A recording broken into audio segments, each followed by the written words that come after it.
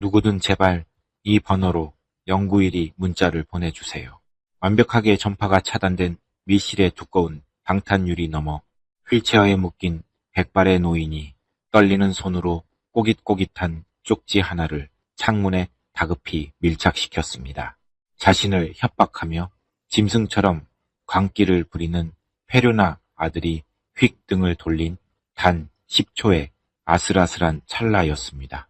까마득한 낭떠러지 허공, 밧줄 한 줄에 매달려 있던 외벽 청소부는 숨을 헉 들이켰습니다. 저 미친놈한테 여기서 들키면 우리 엄마 심장 수술비는 끝장인데 발각되면 쥐도 새도 모르게 산속에 파묻힐지도 모르는 끔찍한 공포 속에서 그는 갈등했습니다. 하지만 살려달라고 애원하는 노인의 짙고 간절한 눈빛을 차마 외면할 수 없었던 청소부. 결국 아들의 손이 노인의 멱살을 잡기 직전 그는 떨리는 손으로 낡은 스마트폰을 꺼내 전송 버튼을 꾹 누릅니다. 허공에서 쏘아 올려진 그 작은 문자 한 통이 철옹성 같던 산속 요새를 박살내고 대한민국을 뒤흔들 거대한 전쟁의 방아쇠가 될 줄은 누구도 알지 못했습니다. 사연 시작 전 구독 눌러주시고 어디서 듣고 계신지 댓글 남겨주시면 그곳에 행복과 행운이 가득하기를 바라겠습니다. 수십 미터 상공에 매서운 산바람이 밧줄 하나에 매달린 박민준의 몸을 거칠게 흔들었습니다. 대형댐의 거대한 회색 외벽은 미끄러운 푸른 이끼로 가득 덮여 발을 디딜 틈조차 마땅치 않았습니다. 밧줄이 삐걱거리는 소리와 함께 박민준의 작업복 바지 주머니에서 낡은 무전기가 요란하게 울렸습니다. 곧이어 청소업체 소장의 다급하고 앙칼진 목소리가 흘러나왔습니다. 박 기사, 산바람이 너무 거세게 분다. 밧줄 끊어질라 위험하니까 당장 위로 올라와라. 박민준이 허리에 찬 무거운 특수황동 스키지를 꽉 움켜쥐며 무전기에 대고 크게 외쳤습니다. 거의 다 끝났습니다. 이 구간만 마저 깔끔하게 마무리하겠습니다. 지금 바람 방향이 심상치 않아.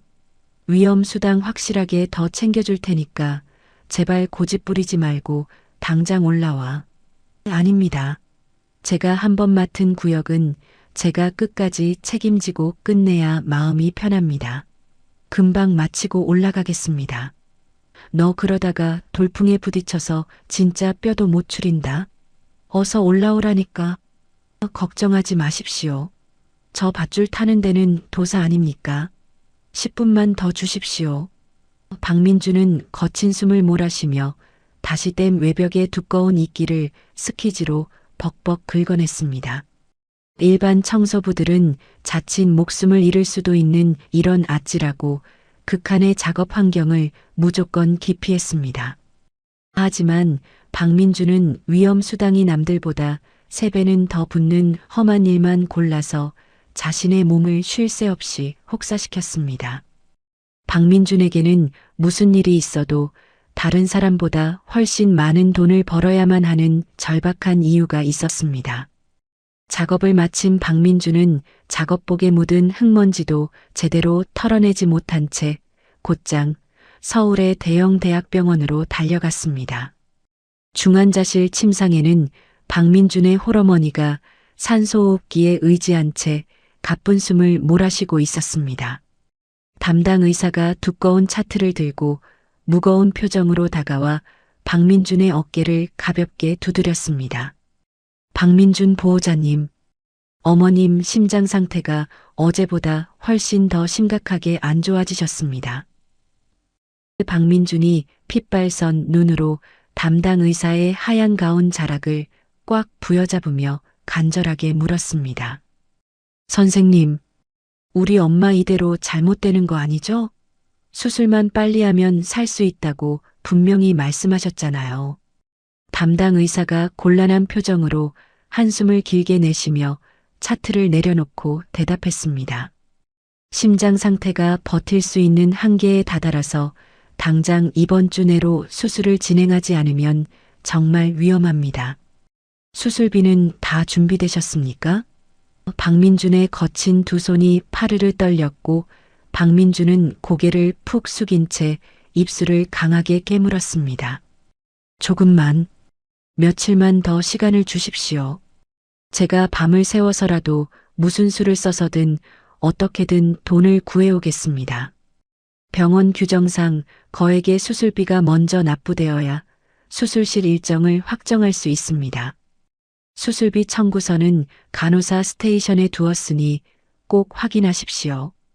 담당 의사가 자리를 떠나고 박민주는 간호사에게서 노란색 수술비 청구서를 받아들었습니다. 청구서 맨 아래에 적힌 1,000만 원이라는 엄청난 숫자가 박민준의 숨통을 강하게 조여왔습니다. 박민준은 어머니의 좁은 병상 옆에 주저앉아 앙상하게 마른 어머니의 두 손을 꽉 감쌌습니다. 어머니가 힘겹게 눈을 뜨고는 투명한 산소호흡기 너머로 간헐적인 기침을 하며 희미한 목소리를 냈습니다. 콜로, 민준아, 우리 아들 벌써 일 마치고 곁에 왔어? 네, 엄마. 저 오늘 일 아주 일찍 마치고 왔어요. 오늘 댐 청소했는데 경치도 엄청 좋고 아주 시원했어요. 박민준이 억지로 입꼬리를 올리며 애써 밝은 목소리로 씩씩하게 대답했습니다. 너 또 위험하게 바람 부는 높은 데 매달린 거 아니지? 엄마는 네가 밧줄 타는 게 너무 무섭고 싫다. 그냥 땅에서 하는 평범한 일하면 안 될까? 아무 걱정하지 마세요. 저 이 청소 바닥에서 완전 소문난 베테랑이잖아요. 안전장비도 다 최신식으로 차고 아주 튼튼하게 일해요. 엄마 수술비 벌겠다고 네가 매일 험한 일 하는 거 생각하면 가슴이 갈기갈기 찢어진다. 이깟 수술 안 받아도 되니까 그냥 나를 당장 퇴원시켜줘라. 박민준이 어머니의 얇은 손을 더욱 꽉 쥐며 붉어진 눈시울로 크게 대답했습니다. 그런 무서운 소리 절대 입 밖에도 꺼내지 마세요. 제가 무조건 이번 주 안에 수술비 다 구해올 테니까 엄마는 수술 받고 건강해지실 생각만 굳게 하세요.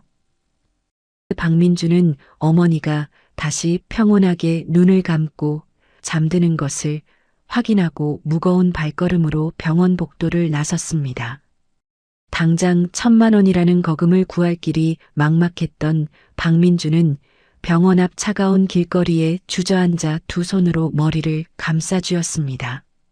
그때 흙먼지가 묻은 바지 주머니에서 낡은 휴대전화가 요란하게 울렸습니다. 발신자는 방금 전까지 무전을 하던 박민준이 소속된 특수청소업체의 소장이었습니다. 박민준이 다급하게 전화를 받으며 자리에서 벌떡 일어났습니다. 네, 소장님. 아까는 무전 끊어서 죄송합니다. 무슨 급한 일이십니까? 박 기사. 지금 당장 내 사무실로 좀 뛰어올 수 있나? 아주 급하고 무지하게 중요한 일이야. 네. 지금 바로 출발하겠습니다. 박민주는 곧장 택시를 잡아타고 소장의 낡은 컨테이너 사무실로 향했습니다. 사무실 안에는 소장이 창문을 모두 굳게 닫고 짙은 블라인드까지 내린 채 안절부절 못하며 좁은 공간을 서성이고 있었습니다.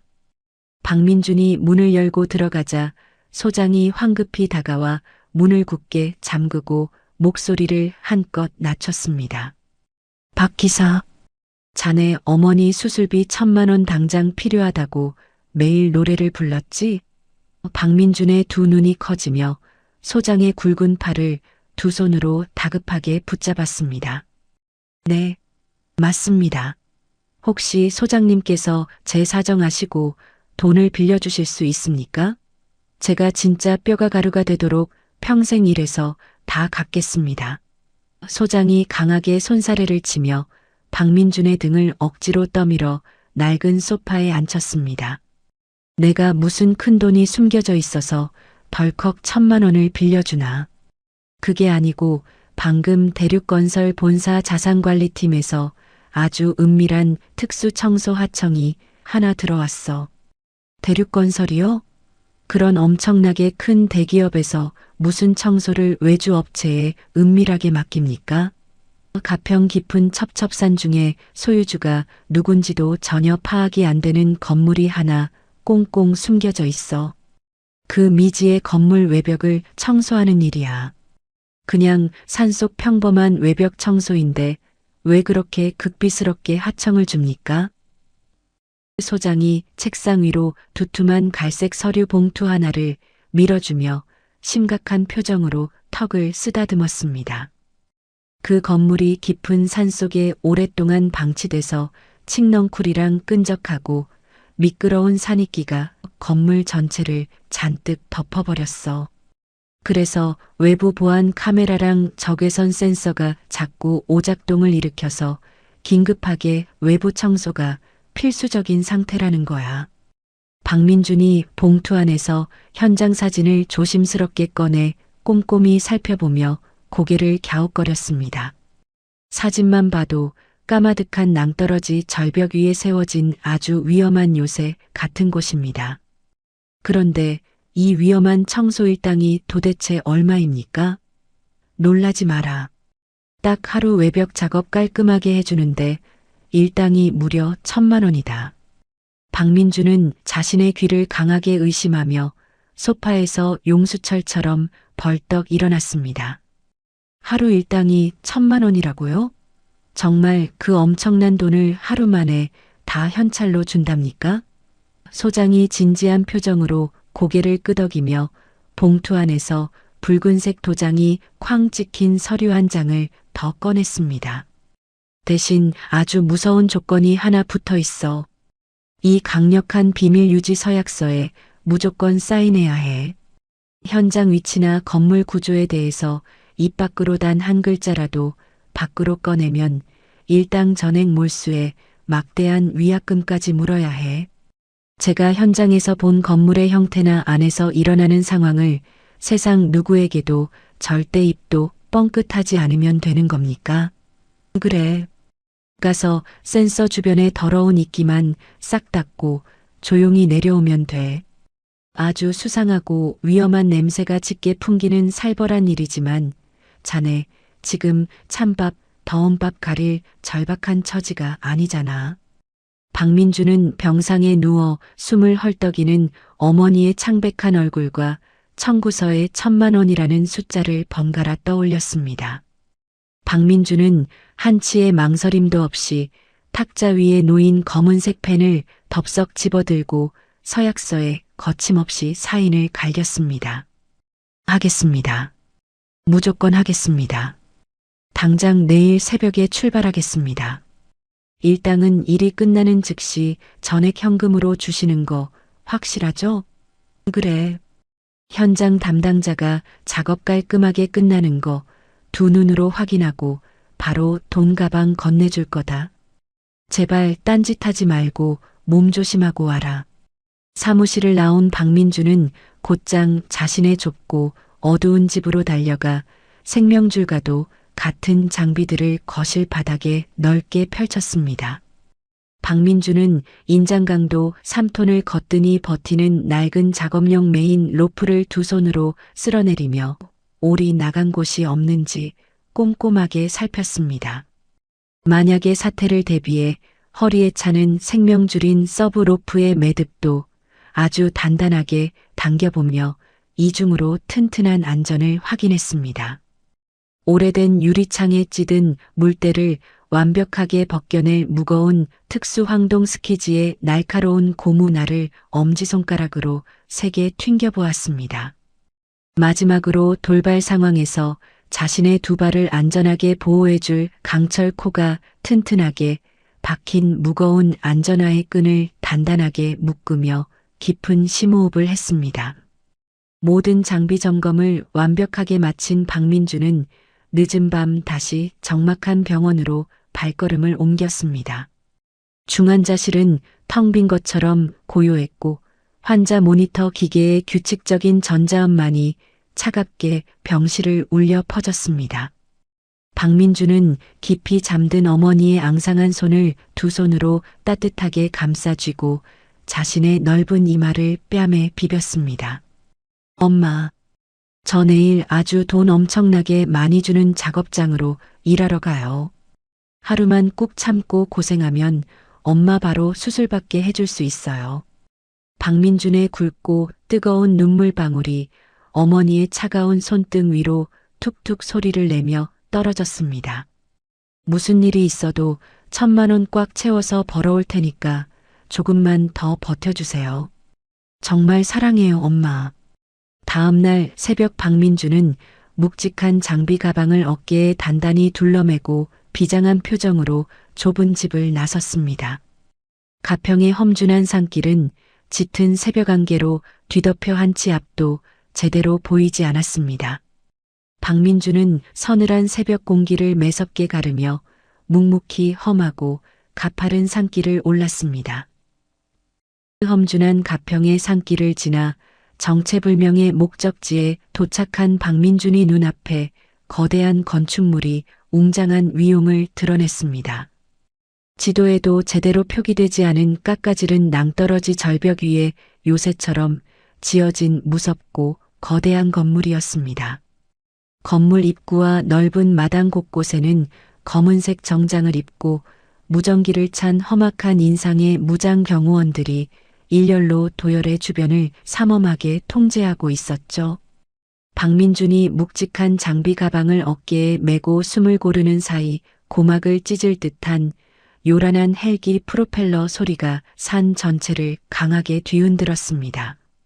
하늘에서 거대한 검은색 헬기 한 대가 강한 흙먼지를 둥그렇게 일으키며 넓은 마당 한가운데로 천천히 내려앉았습니다. 거센 먼지 구름이 가라앉자 육중한 헬기 문이 열리고 최고급 맞춤 양복을 빈틈없이 입은 대륙건설의 장남 최영호가 미간을 잔뜩 찌푸린 채 밖으로 걸어 나왔습니다. 최영호는 최고급 가죽 구두에 산속에 흙이 묻은 것을 극도로 불쾌하게 여기며 주머니에서 하얀 손수건을 꺼내 양복 바지에 묻은 먼지를 신경질적으로 털어냈습니다. 최영호는 낡고 해진 작업복 차림으로 서 있는 외벽 청소부 박민준을 마치 길가에 냄새나는 버러지를 보듯 극도로 경멸하는 시선으로 위아래를 훑어보았습니다. 최영호가 턱을 거만하게 치켜들고 얼음장같이 차가운 목소리로 쏘아붙였습니다. 내 놈이 오늘 저 빌어먹을 보안 센서 주변 닦으러 하청 청소부냐? 박민준이 무거운 장비 가방을 바닥에 조심스럽게 내려놓으며 고개를 숙여 깍듯하게 인사했습니다. 네. 특수청소업체에서 오늘 파견 나온 박민준이라고 합니다. 외벽에 두껍게 낀 이끼와 칡넝쿨을 아주 완벽하게 제거해 드리겠습니다. 최영호가 콧방귀를 뀌며 코웃음을 치고는 손가락으로 거대한 건물의 정면과 우측 측면 외벽을 까딱까딱 가리켰습니다. 내 말 똑바로 들어라. 내 놈은 딱 여기 정면하고 저쪽 우측 측면 외벽만 완벽하게 닦아내면 된다. 아주 중요한 보안 센서가 밀집된 곳이니까 먼지 하나 없이 아주 깨끗하게 만들어놔. 알겠습니다. 지시하신 구역의 더러운 오염 물질을 빠짐없이 싹 지워놓겠습니다. 최영호가 또각거리는 구둣발 소리를 내며 박민준의 코앞까지 바짝 다가와 서늘하고 위협적인 눈빛으로 박민준이 눈을 똑바로 쳐다보며 무섭게 경고했습니다. 이 건물 뒤쪽은 까마득하고 깎아지른 낭떠러지 절벽이다. 그쪽 창문은 보안 카메라도 없고 닦을 필요도 전혀 없으니까 절대로 근처에 얼씬도 하지 마라. 박민준이 묵묵히 고개를 끄덕이며 감정을 감춘 채 덤덤하게 대답했습니다. 명심하겠습니다. 뒤쪽 절벽 구역은 아예 고개도 돌리지 않고 쳐다보지도 않겠습니다. 최영호가 박민준의 튼튼한 어깨를 손가락으로 강하게 툭툭 찌르며 아주 잔혹하고 무자비한 협박을 이어갔습니다. 만약 내 놈이 금지 구역인 절벽 쪽에 조금이라도 몰래 접근하거나 건물 내부를 엿보려는 헛수작을 부리다 내 눈에 발각되면 그 즉시 계약 파기다. 내 놈 일당은 한 푼도 없고 쥐도 새도 모르게 이 깊은 산속 구덩이에 묻어버릴 테니까 목숨 아까운 줄 알고 바닥만 보고 조심해서 일해라. 박민주는 가슴속 깊은 곳에서 뜨거운 모멸감과 분노가 부글부글 끓어올랐지만 두 주먹을 피가 통하지 않을 정도로 꽉 쥐고 분노를 꾹 억눌렀습니다. 박민주는 오직 차가운 병상에서 가쁜 숨을 몰아쉬는 늙고 병든 어머니의 얼굴과 1,000만 원이라는 막대한 수술비 청구서만을 머릿속에 간절하게 떠올렸죠. 아무 걱정하지 마십시오. 저는 오직 어머니 수술비를 벌기 위해 제 일만 묵묵히 할 뿐입니다. 지시하신 대로 안면과 측면만 아주 조용히 청소하고 돌아가겠습니다. 최영호는 곁에 선 경호원들에게 턱짓으로 매서운 눈치를 주고는 고급스러운 겉옷을 펄럭이며 요새 같은 건물 안으로 훌쩍 들어가 버렸습니다. 얼굴에 길다란 흉터가 있는 덩치 큰 경호원이 박민준의 등을 거칠게 떠밀며 사납게 소리쳤습니다. 잔말 말고 빨리 장비 챙겨서 옥상으로 올라가라. 딴짓거리하면 바로 밧줄 끊어버릴 테니까 바짝 긴장하고 일해. 네. 지금 바로 올라가서 작업 시작하도록 하겠습니다. 박민주는 묵직한 장비 가방을 다시 둘러매고 건물 옥상으로 올라가는 좁은 철제 계단을 묵묵히 밟았습니다. 옥상 구조물 한가운데 위치한 튼튼한 기둥에 도착한 박민주는 굵고 튼튼한 메인 로프를 여러 번 단단하게 감아 자신의 무거운 체중을 거뜬히 버틸 수 있도록 결속했습니다. 자신의 하나뿐인 생명줄인 얇은 서브 로프까지 철저하게 허리춤의 안전고리에 연결한 박민주는 절벽 반대편인 측면 외벽을 타고 천천히 아찔한 공준 하강을 시작했습니다. 옥상에서는 흉터가 있는 경호원과 다른 사설 경호원 한 명이 차가운 옥상 철제 난간에 비스듬히 기대어 무전기를 든 채 박민준이 위태로운 작업 동선을 매의 눈으로 집요하게 감시했습니다. 흉터 경호원이 무전기에 대고 낮고 거친 목소리로 건물 1층의 동료에게 상황을 보고했습니다. 청소부 놈 지금 측면 2층 높이 구간으로 밧줄 타고 내려갔다. 허튼 수작 부리지 못하게 옥상에서 계속 밀착 감시할 테니까 1층에서도 보안 카메라 똑바로 확인해라. 박민주는 등 뒤통수로 날카롭게 꽂히는 경호원들의 따가운 시선들을 애써 억지로 무시했습니다. 박민주는 오직 한 손에 무겁고 날카로운 특수 황동 스키지를 꽉 쥐고 시멘트 벽면에 단단하게 달라붙은 질긴 칡넝쿨을 거칠게 잡아 뜯어냈습니다. 한편 그 시각 건물의 2층 절벽 쪽에 위치한 끝방 내부에서는 아주 끔찍하고 잔혹한 패륜적인 감금극이 소리 없이 벌어지고 있었습니다. 이 넓은 방은 사방의 벽면 전체 콘크리트 내부에 촘촘한 구리망이 두껍게 깔려 있고 거대한 창문에는 군사용 특수 차폐 필름이 빈틈없이 시공된 완벽한 패러데이 3장이었습니다. 외부의 통신 전파는 휴대전화 안테나가 단 한 칸도 터지지 않는 완벽한 먹통 상태인 것은 물론이고 안에서 지르는 작은 비명조차 밖으로 절대 새어나가지 않는 철저한 특수방음 밀실이었죠. 최영호는 굳게 닫힌 두꺼운 방문을 쾅 소리를 내며 거칠게 열고 들어와 휠체어에 단단히 결속된 대륙건설 창업주 최학수 회장 앞을 가로막았습니다.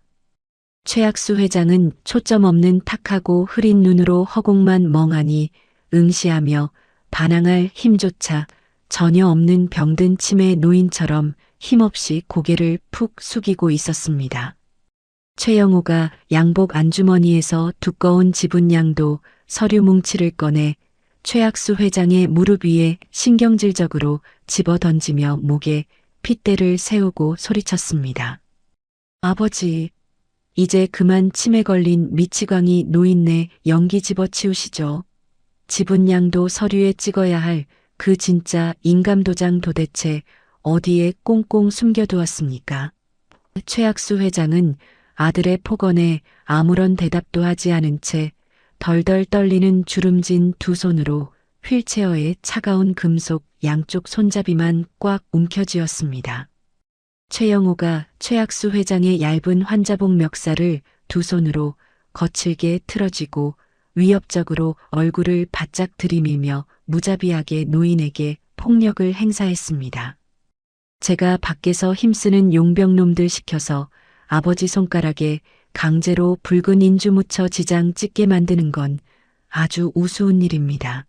하지만 이 사회 늙은 구렁이 놈들이 아버지의 진짜 인감도장이 아니면 절대 지분 양도를 인정하지 않겠다고 버티고 있지 않습니까? 당장 도장 위치를 보십시오. 최학수 회장이 숨이 막히고 고통스러운 듯 짙은 하얀 눈썹을 찌푸리며 흉부 깊은 곳에서부터 힘겹게 같은 기침을 토해냈습니다. 콜록, 콜록, 내 이 몹쓸 놈. 내가 여기서 피를 토하고 죽어 흙으로 돌아가는 한이 있어도 평생 피땀 흘려 세운 내 회사를 너 같은 패륜한 놈에게는 절대 넘겨주지 않을 거다. 최영호가 멱살을 꽉 잡은 두 손을 거칠고 세게 밀쳐 최학수 회장의 마른 몸을 휠체어 등받이에 강하게 쿵 부딪히게 만들며 눈을 부릅뜨고 악다구니를 썼습니다. 정말 여기서 아무도 모르게 숨이 콱 막혀서 비참하게 돌아가시고 싶습니까? 세상 밖의 사람들은 아버지가 해외 최고급 요양병원에서 편하게 쉬는 줄로만 완벽하게 속고 있습니다. 여기서 당장 목숨이 끊어져 시체로 나가도 밖에서는 아무도 모른단 말입니다. 최학수 회장이 매서운 눈빛으로 최영호를 똑바로 쏘아보며 쉰 목소리로 단호하게 대답했습니다. 진짜 도장이 어디 있는지 아는 사람은 이 세상에 오직 나 하나뿐이다. 나를 죽이면 너는 평생 회장 자리에 오르지 못하고 껍데기만 남은 빈털터리가 될 것이다. 최영호는 끓어오르는 분노를 주체하지 못하고 바닥에 흩어진 종이 서류를 발로 마구 짓밟았습니다. 최영호는 거친 숨을 씩씩거리며 굳게 닫힌 절벽 쪽 두꺼운 방탄유리 창문을 바라보며 비릿하고 잔인하게 웃었습니다. 끝까지 한번 고집 피우며 굶어 죽어 보십시오. 저 두꺼운 창밖은 바닥이 보이지도 않는 까마득한 낭떠러지 절벽 허공입니다. 등에 커다란 깃털 날개 달린 거대한 산새가 아닌 이상 그 어떤 미친 인간도 저 창문 밖 허공으로 날아 접근할 수는 없습니다.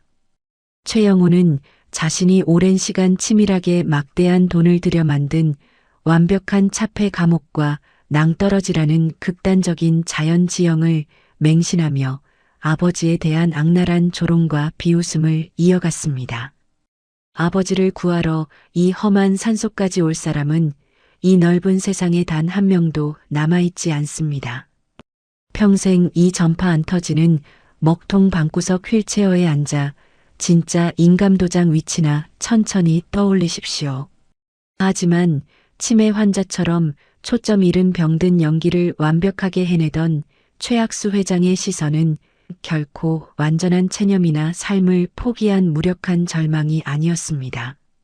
최영호가 방 안에서 혼자 흥분하여 등을 휙 돌릴 때마다 최학수 회장의 두 눈은 먹잇감의 목덜미를 노리는 늙은 호랑이처럼 매섭고 날카롭게 번뜩였습니다. 최학수 회장은 단 한 번의 기적 같은 탈출과 생존 기회를 잡기 위해 아무도 접근할 수 없다는 깎아지른 절벽 쪽 방탄유리 너머에서 미세하게 스며드는 밝은 아침빛을 끊임없이 집요하게 주시하고 있었죠.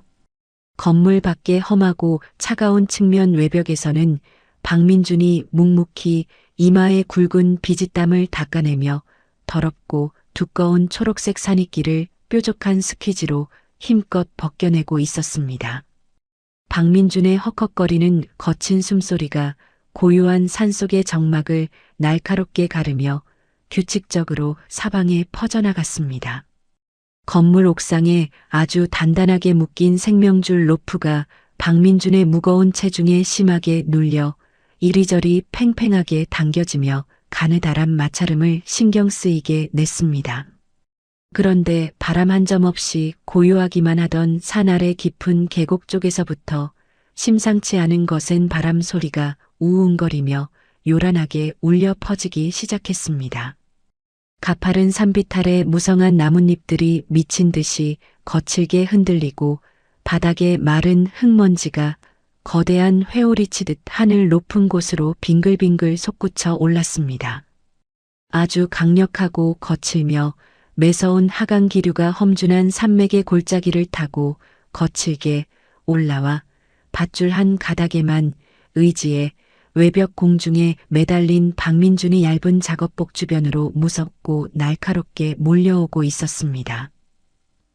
측면 외벽 작업 중 불어닥친 맹렬한 산바람 속에서 박민준의 몸이 이리저리 무섭게 휘청거렸습니다. 갑자기 산 아래 깊은 계곡에서부터 솟구쳐 오른 강력한 돌풍이 웅장한 건물 외벽을 사정없이 강타했습니다. 박민준이 두 눈을 질끈 감고 메인 로프를 두 손으로 꽉 움켜쥐며 거칠게 소리쳤습니다. 으악! 바람이 왜 갑자기 미친 듯이 부는 거야? 줄 끊어지면 절대 안 돼. 거센 돌풍이 한 번 더 외벽을 치고 지나가는 순간 박민준의 장비 바구니와 연결되어 있던 생명줄 같은 얇은 서부 로프가 허공으로 크게 펄럭이며 휘날렸습니다. 바람을 타고 뱀처럼 요동치던 서브 로프는 건물 코너를 빙글 돌아 뒤쪽 절벽 창틀 옆으로 길게 뻗어나온 굵은 소나무 가지에 아주 팽팽하게 엉켜버렸습니다. 하필이면 최영호가 절대로 얼씬도 하지 말라고 살벌하게 경고했던 바로 그 2층 절벽 쪽 금지 구역이었습니다. 박민준이 엉켜버린 밧줄을 있는 힘껏 잡아당겨보며 다급하게 혼잣말을 쏟아냈습니다. 제기랄, 하필 왜 저런 구석에 밧줄이 엉킨 거야. 저걸 손으로 직접 풀지 않으면 밑으로 내려갈 수도 없고 옆으로 이동할 수도 없잖아. 박민준은 허공에 대롱대롱 매달린 채 옴짝달싹할 수 없는 끔찍하고 절망적인 위기에 처했습니다.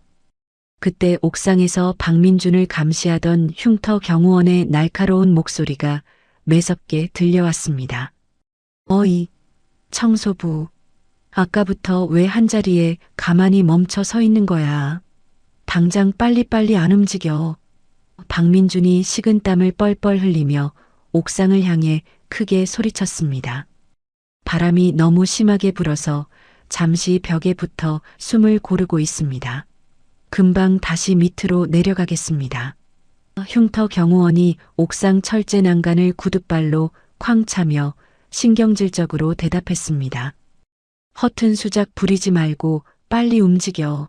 10분 안에 2층 구간 청소 안 끝내면 일당에서 100만 원씩 깎아버릴 테니까 알아서 해. 박민준이 입술을 꽉 깨물고 고개를 숙이며 옥상을 향해 복종의 뜻을 표했습니다. 알겠습니다. 지금 바로 움직이겠습니다. 박민준은 경호원들에게 로프가 금지 구역 쪽에 단단히 엉킨 사실을 도저히 솔직하게 알릴 수가 없었죠. 규정을 어겼다며 당장 지시 위반으로 쫓겨나면 어머니의 심장 수술비 1,000만 원이 산속 허공으로 영영 증발해버리기 때문입니다. 그때 옥상에서 흉터 경호원의 허리춤에 달린 무전기가 요란하게 울리기 시작했습니다. 네, 여기는 옥상입니다.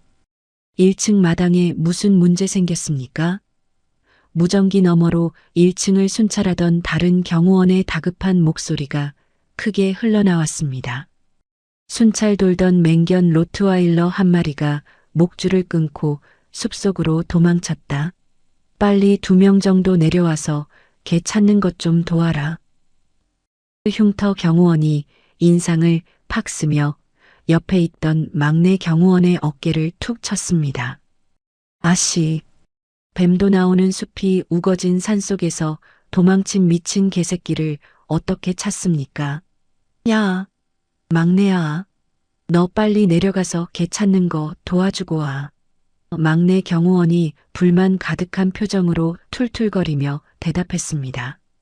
저 혼자 그 무서운 개를 어떻게 잡습니까? 형님도 같이 내려가서 금방 잡고 올라오시죠. 어차피 저 청소부 놈 도망갈 데도 없고 낭떠러지라 딴짓도 못합니다. 흉터 경호원이 옥상 난간 아래로 박민준을 쓱 내려다보고는 고개를 끄덕였습니다. 그래. 어차피 낭떠러지라 딴짓도 못할 거다. 야, 청소부. 우리 1층에 잠시 내려갔다 올 테니까 부지런히 유리창 닫고 있어. 박민준이 속으로 크게 안도의 한숨을 내쉬며 옥상을 향해 밝게 외쳤습니다. 네, 걱정하지 마시고 다녀오십시오. 아주 깨끗하게 닦아놓겠습니다. 경호원들의 무거운 구둣발 소리가 옥상 철제 계단을 타고 완전히 멀어지는 것을 확인한 박민준의 눈빛이 매섭게 돌변했습니다. 박민준에게 주어진 시간은 경호원들이 시선을 돌린 단 1분 남짓한 아주 짧은 찰나였습니다. 박민준은 중환자실에 누워 가쁜 숨을 몰아쉬던 어머니의 창백한 얼굴을 떠올리며 밧줄을 꽉 움켜쥐었습니다. 지금이 아니면 기회가 없어. 저 미친 바람 때문에 줄이 꼬인 걸 알면 핑계댈 틈도 없이 날 쫓아낼 게 뻔해. 박민준은 튼튼한 외벽에 튀어나온 콘크리트 구조물에 두 발을 단단하게 밀착시켰습니다. 엄마, 내가 무슨 짓을 해서라도 오늘 1,000만 원 무조건 벌어갈게. 제발 나한테 무사히 돌아갈 힘을 줘. 박민준은 무릎을 깊게 굽혔다가 젖먹던 힘까지 쥐어짜내어 강철 코 안전화를 신은 튼튼한 두 다리로 외벽을 쾅 차고 나갔습니다.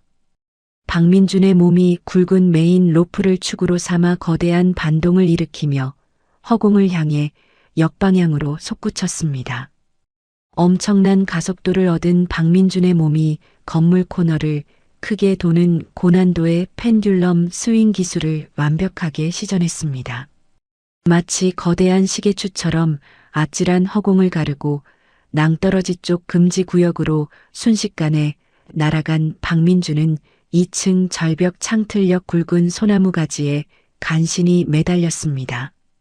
박민준이 거친 숨을 헉헉거리며 소나무 가지에 팽팽하게 엉킨 얇은 서브 로프를 다급한 손길로 마구 풀어냈습니다. 제발 빨리 좀 풀려라. 그놈들 다시 옥상으로 올라오기 전에 빨리 측면으로 돌아가야 해. 박민준의 거친 두 손이 뾰족한 나뭇가지에 긁혀 붉게 피가 났지만 박민준은 고통을 느낄 새도 없이 엉킨 매듭을 억지로 뜯어냈습니다. 간신히 엉킨 줄을 모두 풀어낸 박민준이 이마에 흐르는 식은 땀을 닦아내며 안도의 한숨을 내쉬고 고개를 번쩍 들었습니다. 바로 그 순간 완벽하게 전파가 차단된 밀실의 두꺼운 방탄유리 너머로 휠체어에 묶인 백발의 노인과 시선이 정면으로 얽혔습니다. 방 안에서는 대륙건설 장남 최영호가 바닥에 흩어진 지분 양도 서류들을 줍기 위해 휠체어에서 등을 휙 돌리고 있었습니다. 최영호가 바닥의 서류를 신경질적으로 주워 담으며 최학수 회장을 향해 매몰차게 소리쳤습니다. 아버지, 내가 이깟 종이 쪼가리 때문에 계속 무릎 꿇고 사정할 줄 아십니까?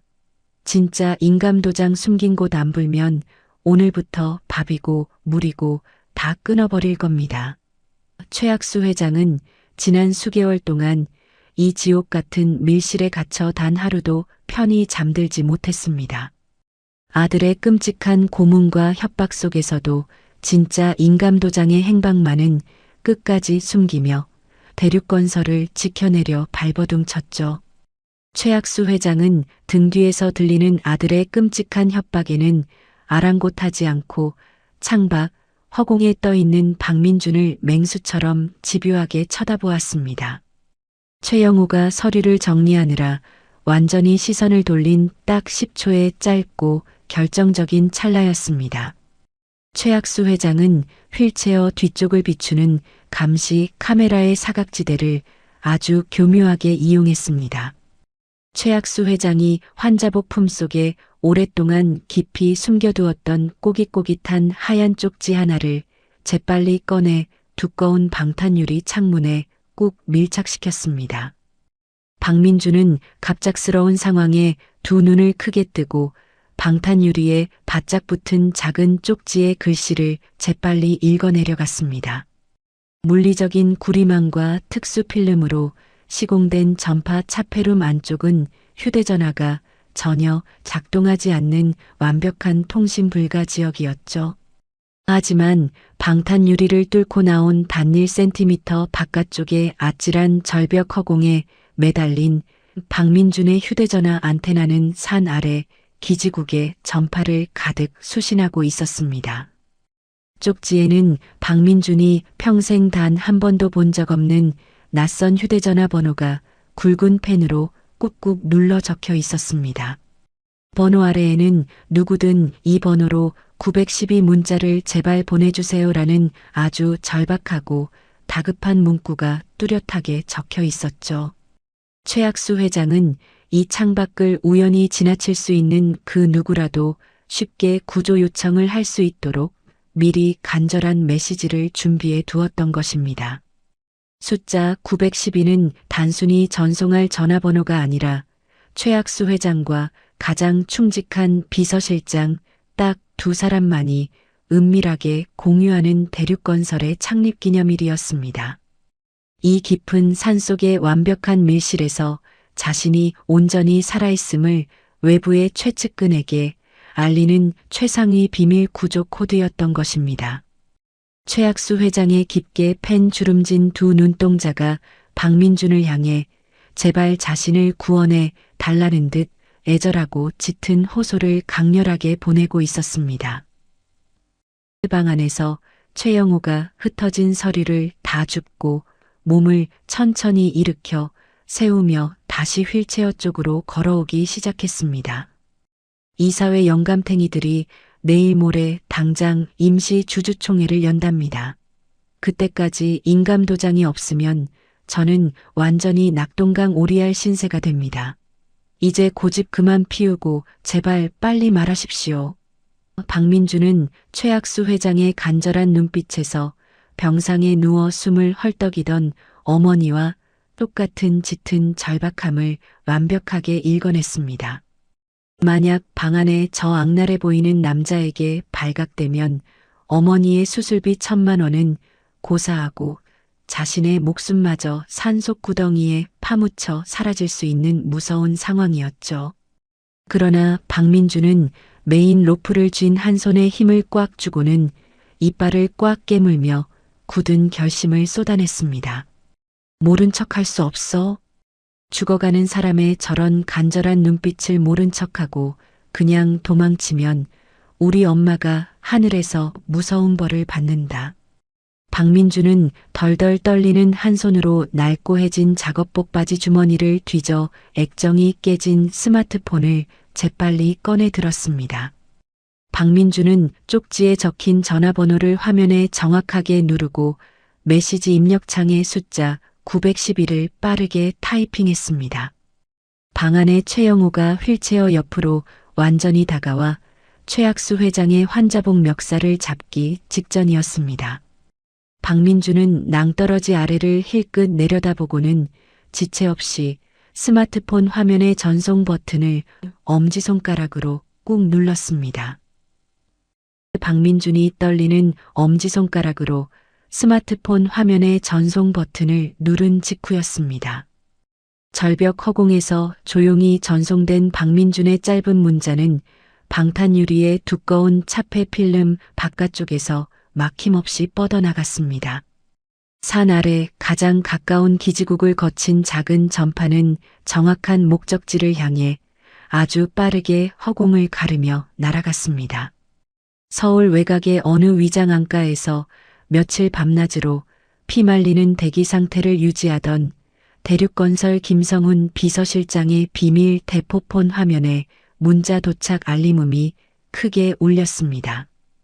김성훈 실장이 피로에 지쳐 붉게 충혈된 눈을 비비며 휴대전화 화면에 뜬 091이라는 네 자리 숫자를 확인했습니다.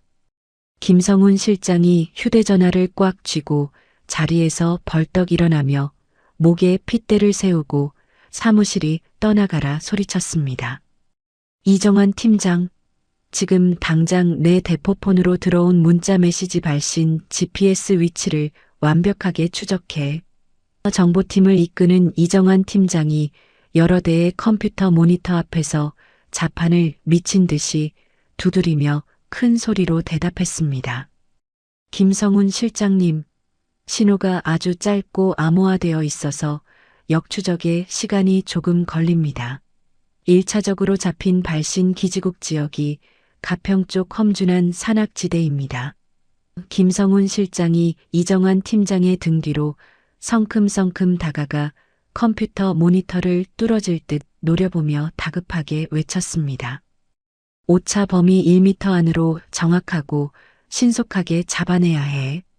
회장님께서 목숨을 걸고 우리에게 살아있다는 신호를 보내신 거다. 이정환 팀장이 이마에 흐르는 땀을 손등으로 거칠게 닦아내며 마침내 붉은색 점이 찍힌 좌표 하나를 모니터 중앙에 크게 띄웠습니다. 드디어 정확한 위치를 찾았습니다. 발신지가 가평 깊은 산속 깎아지른 절벽 꼭대기입니다. 하지만 국토부 지도상에는 소유주가 누군지 전혀 파악이 안 되는 완벽한 미지의 좌표입니다. 김성훈 실장이 굵은 주먹을 불끈 쥐고 튼튼한 나무 책상을 강하게 내리치며 우렁차게 소리쳤습니다. 건물 소유주가 누구든 저 깊은 산속에 무슨 끔찍한 위험이 도사리고 있든 지금은 전혀 상관없다. 회장님께서 무사히 살아계신다는 창립기념일 구조 코드가 드디어 우리에게 떨어졌다. 박성호 경호팀장, 지금 당장 전 대원 출발시켜라. 특수경호팀을 이끄는 박성호 팀장이 검은색 권총을 꺼내 허리춤에 단단히 차며 씩씩하고 결연하게 대답했습니다. 명령 받들겠습니다.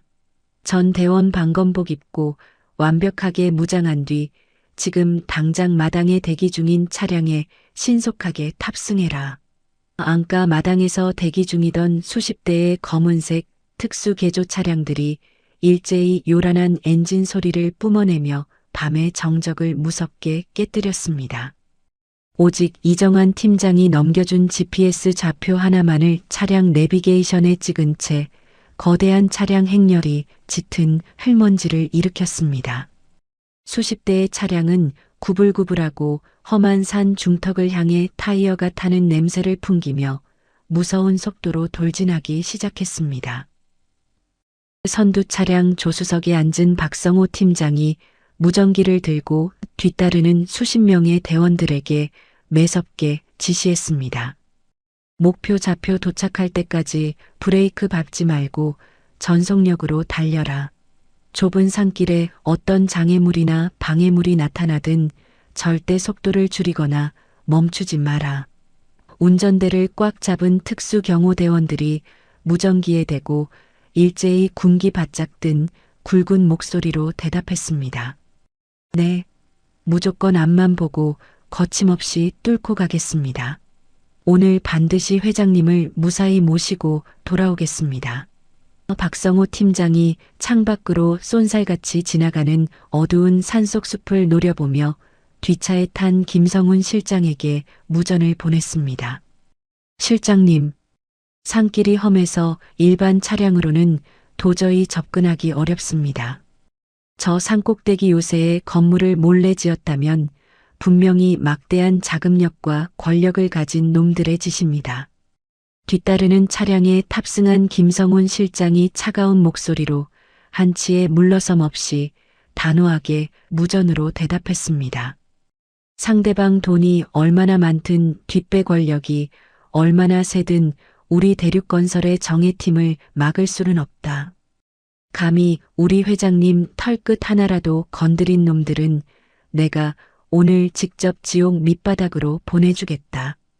이름 모를 산속 요새 입구를 굳건하게 지키고 있던 사설 경호원들이 산 아래에서 미친 듯이 몰려오는 거대한 검은색 차량 행렬을 드디어 두 눈으로 발견했습니다.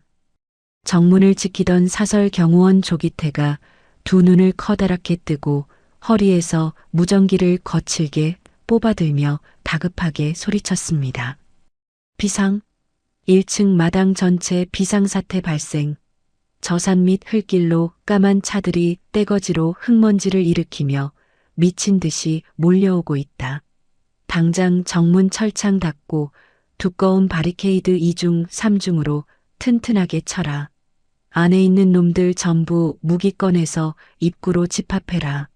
요새 안에서 휴식을 취하며 대기하던 수십 명의 사설 경호원들이 허둥지둥 두꺼운 철제 바리케이드를 질질 끌고 와 정문을 꽉 막아섰습니다.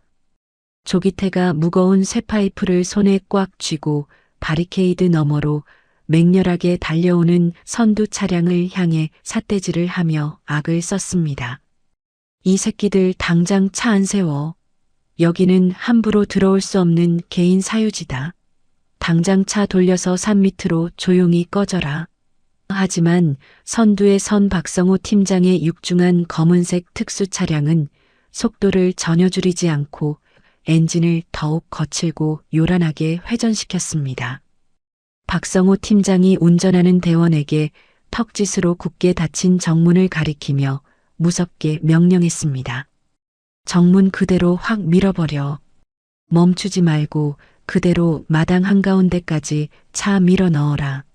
검은색 차량이 엄청난 속도로 굳게 닫힌 철제 대문과 쇠기둥 바리케이드를 그대로 쾅 하고 강하게 들이받았습니다. 귀를 찢는 엄청난 굉음과 함께 두꺼운 철제 대문이 엿가락처럼 찌그러지며 허공으로 튕겨나갔고 차량 행렬이 넓은 마당으로 거칠게 난입했습니다. 바리케이드를 지키며 서 있던 조기태와 사설 경호원들이 차량의 거센 돌진에 기겁하며 바닥으로 흉하게 나뒹굴었습니다. 무방비 상태로 처참하게 뚫려버린 산속 요새 마당으로 수십 명의 정예 경호 인력들이 차 문을 걷어차고 벌떼처럼 쏟아져 내렸습니다. 박성호 팀장이 마당을 통제하던 사설 경호원들의 낯익은 얼굴을 확인하고는 뒤따라 내린 김성훈 실장에게 크게 외쳤습니다. 김성훈 실장님, 저 바닥에 쓰러진 놈들은 최영호 사장 밑에서 막대한 돈을 받고 더러운 일을 처리하는 특수 용병놈들입니다. 김성훈 실장이 완전히 구겨진 자동차 철제 문짝을 구둣발로 밟고 넘어서며 끓어오르는 분노로 온몸을 부르르 떨었습니다. 김성훈 실장이 마당에 엎드려 피를 흘리며 신음하는 조기태의 멱살을 거칠게 잡아채며 무섭게 소리쳤습니다. 회장님을 이 춥고 깊은 산속에 강제로 가둔 파렴치한 범인이 바로 친아들 최영호 사장이었어. 박성호 팀장, 여기 있는 놈들 한 놈도 온전하게 살려두지 말고 전부 바닥에 때려 눕혀라. 박성호 팀장이 두 주먹을 불끈 쥐고 부하대원들을 향해 크게 손짓하며 공격 명령을 하달했습니다. 명령 받들겠습니다. 전 대원 앞으로 돌격해라. 회장님 구출을 방해하는 더러운 놈들은 모조리 부러뜨리고 박살내라. 수십 명의 정예 인력들이 비틀거리며 일어나는 사설 용병들을 향해 거세게 돌격하며 아주 격렬하고 무자비한 주먹다짐을 시작했습니다. 마당 한가운데서 무거운 주먹과 매서운 발길질이 난무하고 고통스러운 비명소리가 쉴 새 없이 터져 나왔습니다. 조기태가 입가에 흐르는 붉은 피를 거칠게 닦아내며 쇠파이프를 크게 휘두르고 박성호 팀장에게 정면으로 달려들었습니다. 이 미친 새끼들 도대체 정체가 뭐야? 감히 최영호 사장님 무서운 줄 모르고 행패야. 당장 여기서 나가지 못해.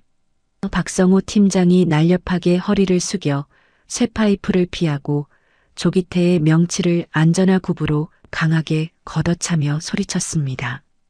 우리는 대륙건설의 진짜 주인을 평생 모시는 충직한 그림자들이다.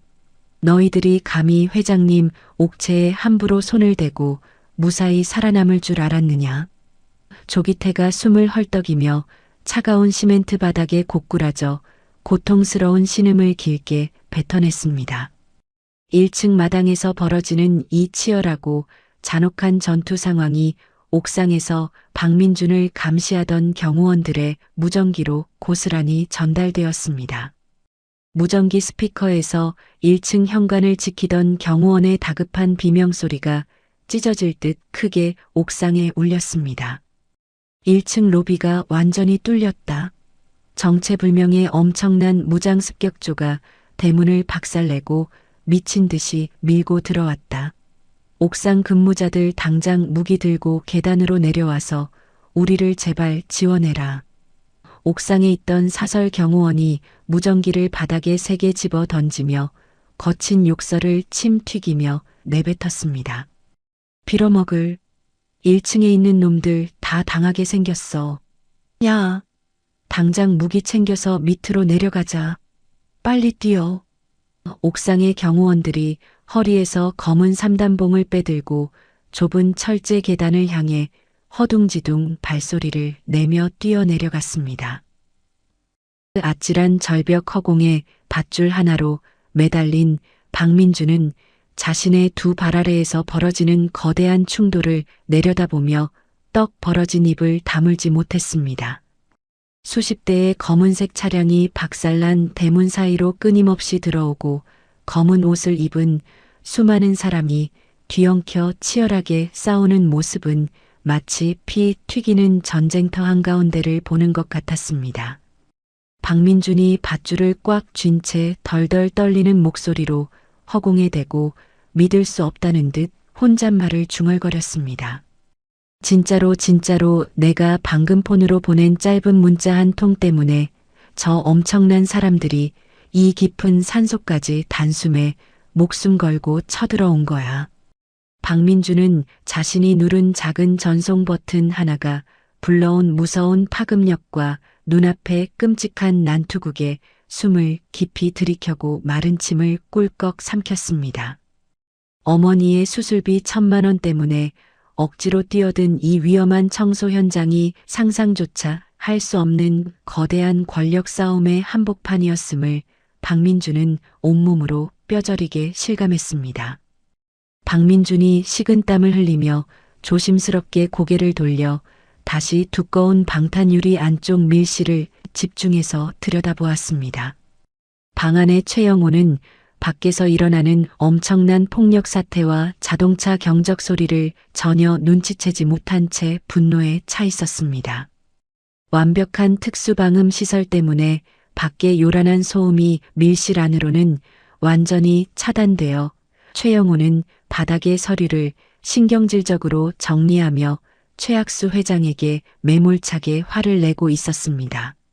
하지만 휠체어에 단단히 결속된 최학수 회장의 표정은 조금 전 절망에 빠졌던 힘없는 노인의 모습과 완전히 다르게 변해 있었습니다. 완벽한 방음벽을 뚫고 건물의 단단한 콘크리트 뼈대를 타고 올라오는 1층 마당의 둔탁하고 미세한 진동이 최학수 회장의 낡은 실내와 발끝에 고스란히 전해졌습니다. 최학수 회장은 그 작고 묵직한 건물의 떨림만으로도 자신의 충직한 구출부대가 드디어 이 지옥 같은 산속 요새의 철문을 부수고 맹렬하게 들이닥쳤음을 단번에 직감했습니다. 최학수 회장의 깊게 팬 주름진 눈동자가 절벽 창밖에 위태롭게 매달린 박민준을 향해 천천히 그리고 아주 부드럽게 움직였습니다. 최학수 회장이 박민준의 맑은 두 눈을 똑바로 응시하며 자신의 하나뿐인 생명을 극적으로 구해준 외벽 청소부 청년에게 아주 묵직하고 깊은 은혜의 눈인사를 천천히 건넸습니다. 1층 마당에서는 뼈가 부러지고 살이 찢어지는 아주 격렬한 난투극이 계속 이어졌습니다. 박성호 팀장이 이끄는 대륙건설 특수경호팀은 아주 압도적인 전투력과 무서운 기세로 최영호의 사설 용병들을 빠르게 제압했습니다. 사설 경호원 조기태가 바닥에 쓰러진 채 입에 고인 피를 뱉어내며 두 손을 머리 위로 번쩍 들었습니다.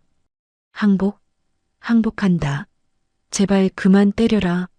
뼈가 다 부서질 것 같다. 박성호 팀장이 조기태의 등허리를 무릎으로 꽉 누르며 부하대원들에게 우렁차게 소리쳤습니다. 바닥에 엎드린 놈들 전부 양손 뒤로 꺾어서 케이블 타이로 아주 단단하게 포박해라. 경호대원들이 신속하게 움직이며 엎드린 용병들의 손목을 묶고 1층 마당을 완벽하게 장악했습니다. 마당 상황 끝났습니다. 저항하는 놈들 한 명도 빠짐없이 전부 무릎 꿇렸습니다. 김성훈 실장이 구겨진 자동차 문짝을 밟고 넘어가며 1층 건물 안쪽을 향해 손가락을 길게 뻗었습니다. 1층 건물 안으로 당장 진입해라. 숨어있는 놈들 모조리 잡아내고 보안 통제실부터 완벽하게 점령해. 검은색 방검복을 입은 요원 대여섯 명이 무기를 들고 1층 현관을 지나 건물 내부로 쏜살같이 들이닥쳤습니다.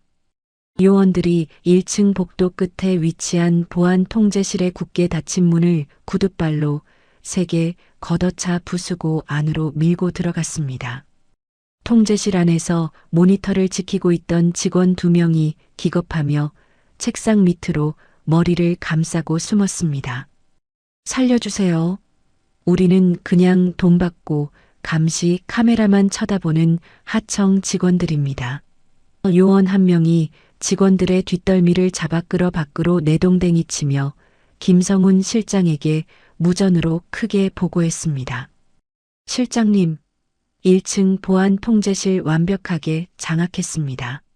통제실 안에 있는 직원놈들 전부 밖으로 끌어냈습니다. 김성훈 실장이 1층 로비로 성큼성큼 걸어 들어가며 통제실 요원에게 매섭게 지시를 내렸습니다. 당장 건물 1층 전체에 걸려있는 통신 차단 시스템 전원부터 강제로 다 내려버려. 중앙 제어 장치 비밀번호 풀고 전 구역 통제권을 우리 쪽으로 완벽하게 돌려놔. 통제실 요원이 컴퓨터 자판을 미친 듯이 두드리며 굵은 목소리로 대답했습니다. 네, 지금 바로 1층 통신 차단기 전원 완전히 뽑아버렸습니다. 중앙 제어 장치 해제하고 전 구역 시스템 통제권 완전히 확보했습니다. 김성훈 실장이 1층 로비 한가운데 우뚝 서서 손에 든 무전기 채널을 2층 진입조로 빠르게 돌렸습니다. 2층 진입조 똑바로 들어라. 지금 당장 2층 계단으로 올라가서 최학수 회장님을 가둔 방을 무조건 찾아내라. 2층 진입조 대원들이 계단 입구에 일렬로 서서 무전기에 대고 씩씩하게 대답했습니다. 명령 받들겠습니다. 지금 바로 2층으로 진입하겠습니다.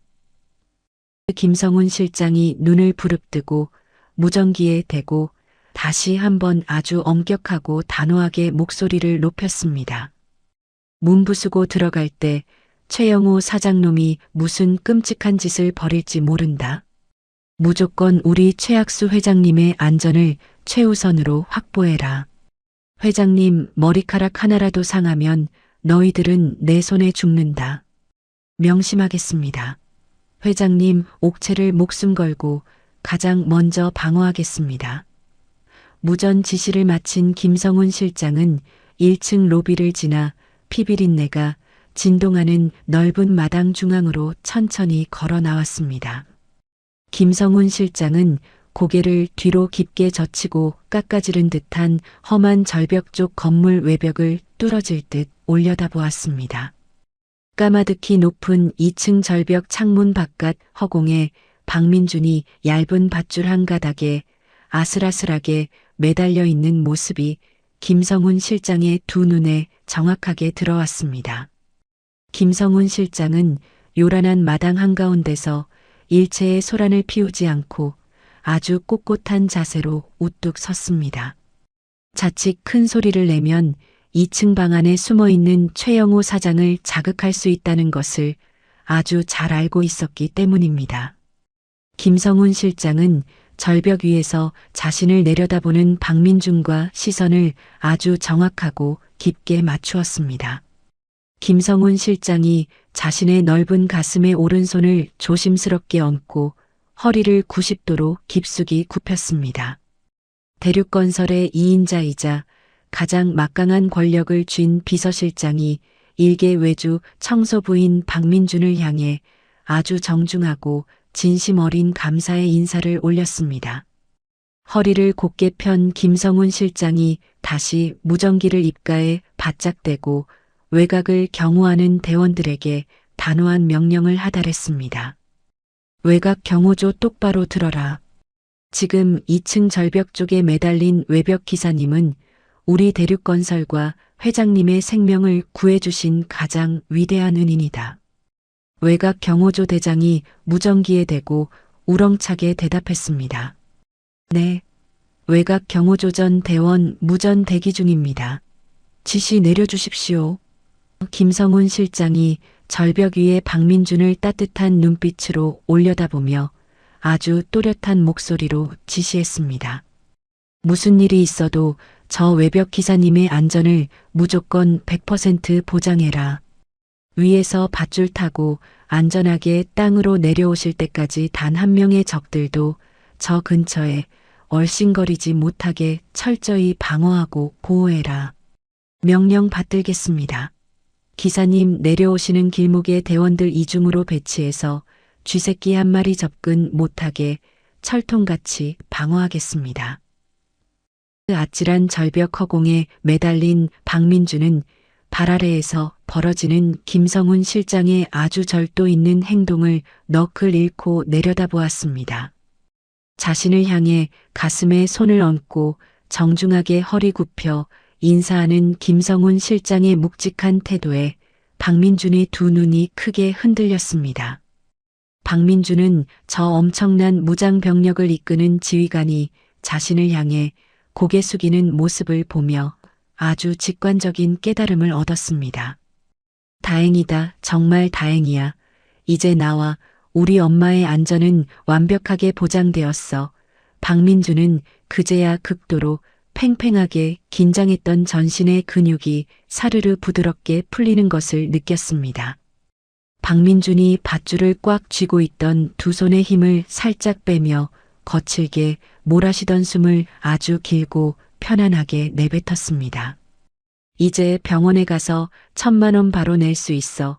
우리 엄마 심장 수술 최고로 좋은 의사 선생님한테 받게 해줄 수 있어. 박민준이 굵고 투명한 눈물이 거친 볼을 타고 턱 밑으로 뚝뚝 떨어져 내렸습니다. 수술비뿐만이 아니야. 저 엄청난 대기업 사람들이 내 은혜를 평생 잊지 않겠다고 저렇게 머리 숙여 인사하잖아. 지긋지긋하고 끔찍한 이 가난의 굴레를 드디어 끊어낼 수 있어. 박민준은 까마득한 절벽 허공에서 자신에게 찾아온 기적 같은 이 현실에 아주 깊고 평온한 안도감을 가슴 깊이 새겼습니다. 그 시각 1층 로비를 완전히 장악한 구조팀 대원들이 2층으로 향하는 넓은 중앙 계단 앞으로 맹렬하게 집결했습니다. 하지만 2층으로 올라가는 길목에는 아주 두껍고 육중한 중앙 철문이 굳게 잠긴 채 대원들의 앞을 가로막고 있었습니다. 2층 진입조 대장이 철문 손잡이를 쾅쾅 소리나게 흔들어 보며 뒤에 선 대원들을 향해 크게 소리쳤습니다. 철문이 아주 단단하게 잠겨 있다. 열쇠 구멍도 특수 제작된 거라 쉽게 부술 수가 없어. 장비팀 당장 앞으로 튀어나와라. 뒤에서 대기하던 덩치 큰 장비팀 대원 2명이 아주 크고 무거운 대형 철제 절단기를 양손으로 번쩍 들고 앞으로 뛰어나왔습니다. 장비팀 도착했습니다. 지금 바로 특수 절단기 전원 넣고 잠금 장치 완전히 박살내겠습니다. 장비팀 대원이 대형 절단기의 시동을 거칠게 걸자 요란한 기계음이 1층 로비를 찢을 듯이 울려 퍼졌습니다. 날카로운 절단기 톱날이 두꺼운 철문 잠금 장치에 닿자 아주 뜨겁고 붉은 불꽃 스파크가 사방으로 맹렬하게 튀어 올랐습니다. 2층 진입조대장이 튀는 불꽃을 손으로 가리며 대원들에게 작전 지시를 내렸습니다. 문 열리면 방패든 대원들이 제일 먼저 치고 들어가라. 최영호 사장놈이 무기를 들고 발악할 수 있으니까 무조건 힘으로 밀어붙여 제압해. 대원들이 손에 든 검은색 방패를 가슴 위로 바짝 들어 올리며 한 목소리로 우렁차게 대답했습니다. 알겠습니다. 문 열리는 즉시 2층 복도로 쏟아져 들어가서 최학수 회장님 계신 방부터 찾아내겠습니다. 절단기의 굉음과 사람들의 고함이 섞여 1층 로비는 전쟁 직전의 무서운 긴장감으로 가득 찼습니다. 절벽 허공에 매달린 박민주는 발밑에서 들려오는 요란한 기계 소리와 사람들의 든든한 외침을 들으며 이마에 땀을 닦아냈습니다. 박민주는 드디어 모든 위험한 위기가 완벽하게 해결되었다고 굳게 판단했습니다. 이제 내 역할은 완벽하게 끝났어. 얼른 땅으로 안전하게 내려가서 저분들에게 사정 설명하고 병원으로 당장 달려가야 해. 박민주는 지상으로 천천히 하강하기 위해 허리춤에 달린 쇠로 된 하강기 레버 쪽으로 오른손을 조심스럽게 뻗었습니다. 그러나 박민준의 손끝이 차가운 하강기 레버에 닿기 직전이었습니다. 박민준의 등 뒤에 위치한 2층 끝방 밀실 안에서 아주 기괴하고 소름 끼치는 광경이 갑자기 벌어지기 시작했습니다. 조금 전까지 바닥에 흩어진 서리를 줍던 장남 최영호가 돌연 두 눈을 희번덕거리며 미친 듯이 제자리에서 펄쩍펄쩍 뛰기 시작한 것입니다. 최영호는 괴성을 지르는 듯 입을 크게 벌리고는 책상 위에 놓인 무거운 철제 스탠드 조명을 번쩍 들어 바닥으로 거칠게 집어 던졌습니다. 철제 스탠드가 요란하게 박살나고 파편이 튀었지만 두꺼운 방음벽 때문에 박민준의 귀에는 단 하나의 소리도 들리지 않았습니다. 최영호는 얼굴이 붉은 피처럼 시뻘겋게 달아오른 채 이번에는 무거운 가죽 의자를 발로 뻥 차서 휠체어 옆으로 거칠게 날려버렸습니다. 휠체어에 묶인 최학수 회장이 놀라 어깨를 움츠렸고 최영호는 양손으로 자신의 머리털을 쥐어뜯으며 방안을 미친 짐승처럼 헤집고 다녔습니다. 방탄유리 너머로 소리 없이 펼쳐지는 최영호의 무서운 발악을 실시간으로 목격한 박민준의 두 눈이 공포로 크게 확장되었습니다. 조용히 끝날 줄 알았던 이 산속 요새의 구출 작전에 아주 끔찍하고 거대한 사태가 새롭게 시작되려는 불길한 전조였죠. 박민준은 하강기 레버로 향하던 오른손을 거칠게 멈추고 허공에서 멈칫했습니다. 박민준은 마른 침을 꿀꺽 삼키며 밧줄을 다시 꽉 움켜쥐고 두꺼운 방탄유리 창문 쪽으로 자신의 몸을 아주 바짝 밀착시켰습니다. 1층 로비와 마당이 김성훈 비서실장 일행에게 완전히 장악된 바로 그 시각이었습니다. 2층 패러데이룸 안의 최영호는 완벽한 특수방음 시설 탓에 외부의 대문 파손 소리와 차량 난입 소음을 전혀 인지하지 못했습니다. 최영호는 밖에서 수많은 사람이 피 흘리며 싸우는 줄도 모르고 여전히 최학수 회장에게 지분 양도 서류를 흔들며 강요했습니다. 아버지, 내 인내심도 이제 완전히 바닥났습니다. 진짜 인감도장 숨긴 곳 당장 불라고 했습니다. 최영호가 두꺼운 서류 뭉치로 휠체어 금속 손잡이를 쾅쾅 소리나게 내리치며 목에 핏대를 세웠습니다. 최학수 회장은 아들의 악다구니를 묵묵히 무시한 채 굳게 닫힌 입술을 단 한 번도 열지 않았습니다. 끝까지 나를 무시하시겠다 이거죠. 좋습니다. 오늘 이 서류에 도장 찍기 전에는 물 한 모금도 못 마실 줄 아십시오. 최영우가 씩씩거리며 넥타이를 거칠게 풀어 헤칠 때였습니다. 벼랑간 방 한 구석 벽면에 설치된 내부 감시용 모니터 화면들이 일제히 지지직거리는 소리를 냈습니다. 밝게 빛나던 여러 대의 감시 화면들이 순식간에 아주 검게 꺼져버렸습니다. 동시에 방구석에 달린 중앙 통제 시스템 오작동 경고등이 붉은 빛을 요란하게 번쩍이기 시작했죠. 이게 갑자기 무슨 일이야? 멀쩡하던 전기가 왜 갑자기 다 끊어진 거야? 최영우가 꺼진 모니터 화면을 두 손바닥으로 쾅쾅 치며 당황한 목소리로 크게 외쳤습니다. 1층 통제실에 있는 놈들 당장 무전 안 받아. 기계 똑바로 확인 안 해. 최영우가 허리춤에서 무전기를 빼들고 소리쳤지만 무전기에서는 아무런 대답도 들려오지 않았습니다. 그때 굳게 닫힌 두꺼운 특수 방화문 밖에서 둔탁하고 거친 소리가 연달아 들려왔습니다. 최영우의 개인 경호원이 밖에서 철문을 미친 듯이 쾅쾅 두드리며 비명을 지르고 있었습니다. 방음벽을 뚫고 들어올 정도로 아주 다급하고 찢어질 듯한 목소리였습니다. 사장님, 큰일 났습니다. 1층 로비가 정체불명의 엄청난 무장 습격조에게 완전히 뚫려버렸습니다. 최영우가 깜짝 놀라 굳게 닫힌 철문 쪽으로 헐레벌떡 뛰어가며 소리쳤습니다. 1층이 뚫리다니 그게 무슨 헛소리야. 마당에 용병들이 몇 명인데 그걸 못 막아.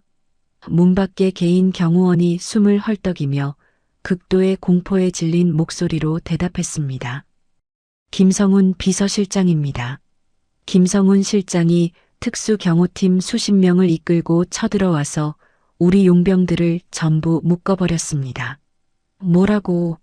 김성훈 그 늙은이가 이 첩첩산중을 어떻게 알고 찾아왔단 말이야. 최영우는 자신의 귀를 의심하며 철문에 바짝 귀를 가져다 댔습니다. 지금 김성훈 실장이 대형 절단기를 들고 2층 계단으로 올라오고 있습니다. 사장님, 빨리 문 열고 저랑 같이 도망치셔야 합니다. 그제야 아주 은밀했던 자신의 완벽한 감금 계획이 완전히 박살났음을 뒤늦게 깨달은 최영우의 얼굴이 하얗게 질렸습니다. 최영우는 두 주먹을 불끈 쥐고 이성을 잃은 채 크게 포효하며 무서운 광기를 부렸습니다. 김성훈 그 미친 영감탱이가 기어코 내 구역까지 쳐들어와. 절대 안 뺏겨. 대륙건설은 머리부터 발끝까지 다 내 거야. 최영우가 핏발선 눈으로 주변을 두리번거리다 방구석에 있던 휴대용 철제 용접기를 번쩍 집어들었습니다. 최영우는 밖으로 통하는 복도 쪽 두꺼운 방화문 틈새로 달려가 용접기 불꽃을 맹렬하게 튀기기 시작했습니다. 사장님, 지금 문에다 무슨 짓을 하시는 겁니까? 빨리 문을 열어주십시오. 문 밖에 개인 경호원이 닫힌 철문을 발로 차며 울부짖었습니다. 시끄러워. 너 혼자 알아서 살길 찾아 도망쳐. 나는 여기서 끝까지 버틸 거다. 최영우가 철문 틈새를 아주 뜨거운 쇳물로 완벽하게 녹여서 문을 완전히 봉쇄해버렸습니다. 용접 불꽃이 사방으로 튀면서 방화문은 밖에서 절대 열 수 없는 거대한 쇳덩어리로 변했습니다. 사장님, 이러면 저 혼자 김성훈 실장한테 죽습니다. 제발 문 좀 열어주십시오. 개인 경호원의 처절한 비명소리가 복도 저 멀리로 다급하게 멀어졌습니다. 외부의 구조팀이 강력한 대형 절단 장비를 동원해 이 특수 제작된 철문을 찍고 들어오기 위해서는 최소 20분 이상의 긴 시간이 소요됩니다. 밀실안은 이제 그 누구도 마음대로 들어오거나 나갈 수 없는 완벽한 물리적 고립 상태가 만들어졌죠. 도망칠 곳이 완전히 막힌 최영우는 두 눈이 붉게 뒤집힌 채 거친 숨을 몰아쉬었습니다. 최영우는 며칠 전 별장 창고에서 미리 가져다 두었던 대용량 공업용 신라통으로 성큼성큼 다가갔습니다. 최영호가 무거운 신라통을 번쩍 집어들고 뚜껑을 거칠게 비틀어 열었습니다. 최영호는 밀실 바닥과 푹신한 소파 그리고 벽면에 독한 액체를 미친 듯이 마구 들이붓기 시작했습니다. 아버지, 김성훈 그놈이 문 부수고 들어오기 전에 우리 여기서 다 같이 끝내는 겁니다. 최영호가 고개를 뒤로 젖히고 광기 어린 웃음을 크게 터뜨리며 소리쳤습니다. 독한 신라 냄새가 순식간에 좁은 방 안을 가득 채우며 코를 찌르기 시작했습니다. 최영호는 휠체어에 단단히 묶인 최학수 회장에게 다가가 얇은 환자복과 주변 바닥에도 휘발성 액체를 사정없이 마구 흩뿌렸습니다. 차가운 액체가 몸에 닿자 최학수 회장이 고통스럽게 기침을 하며 몸을 비틀었습니다. 콜록콜록 내 놈이 드디어 완전히 미쳤구나. 핏줄을 불태워 죽이고 네가 무사할 줄 아느냐. 최학수 회장이 매운 연기에 눈물을 흘리며 쉰 목소리로 힘겹게 꾸짖었습니다. 최영호가 텅 빈 신라통을 바닥에 세게 집어 던지며 두 팔을 벌리고 악을 썼습니다. 이대로 살아서 나가면 아버지가 나를 가만두겠습니까? 내 집은 다 뺏고 감옥에 쳐넣을 게 뻔합니다. 최영호의 얼굴은 이미 사람의 얼굴이 아닌 무서운 악마로 변해 있었습니다. 감옥에서 평생 썩으며 비참하게 사느니 차라리 이 뜨거운 불길 속에서 아버지랑 나랑 다 같이 잿더미가 되는 게 100번 낫습니다. 최영호가 발을 구르며 방 안을 맴돌다 최학수 회장의 휠체어 손잡이를 꽉 잡았습니다. 좁고 밀폐된 차폐루만은 순식간에 눈을 제대로 뜰 수 없을 정도로 독한 유독가스로 가득 차올랐죠. 환풍기조차 전원이 끊겨서 독한 가스는 방 안을 무섭게 소용돌이치며 맴돌았습니다. 최학수 회장은 가빠지는 숨을 헉헉 몰아쉬며 끔찍한 폐륜을 저지르는 아들 앞에서 참담한 절망을 온몸으로 대면했습니다.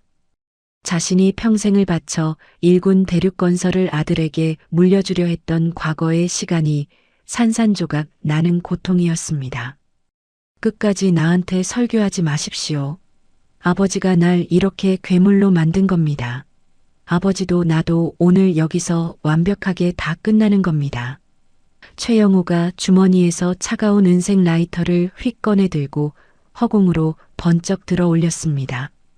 최영호가 라이터 뚜껑을 딸깍 소리나게 열고 엄지손가락으로 부싯돌을 튕기려 폼을 잡았습니다. 방 안은 금방이라도 크게 터질 것 같은 무시무시한 긴장감으로 가득 팽창했습니다. 한편 절벽 창밖에 위태롭게 매달린 박민주는 밧줄을 꽉 쥔 채 이 모든 끔찍한 상황을 숨죽여 지켜보고 있었습니다. 박민주는 두꺼운 방탄유리 너머로 최영호가 신나를 뿌리고 불을 지르려는 시도를 아주 똑똑히 목격했습니다. 안 돼. 저 미친놈이 지금 방 안에 불을 지르려고 하잖아. 사람 몸에 기름을 뿌리다니. 박민준이 창문에 뺨을 바짝 붙이고 경악하며 혼잣말로 크게 외쳤습니다. 박민준은 자신에게 간절하게 문자 전송을 부탁하며 구조를 요청했던 선량한 은인이 산채로 끔찍하게 타 죽을 위기에 처했음을 단번에 직감했죠. 자신에게 깊은 감사의 눈인사를 건네던 백발 노인의 따뜻한 눈빛이 박민준의 가슴을 강하게 찔렀습니다. 굳게 닫힌 철문을 뚫기 위해 복도 쪽에서 특수 절단기 스파크가 번쩍번쩍 튀는 붉은 빛이 방탄 유리를 통해 희미하게 비쳤습니다. 그리고 은색 라이터 불꽃을 흔들며 최학수 회장에게 한 걸음씩 다가가는 최영호의 검은 실루엣이 박민준의 맑은 시야에서 아주 끔찍하게 교차했습니다. 콜록 으윽 숨이 차서 더는 못 버티겠구나. 최학수 회장이 고개를 뒤로 젖히며 고통스럽게 신음하는 모습이 박민준이 눈에 들어왔습니다.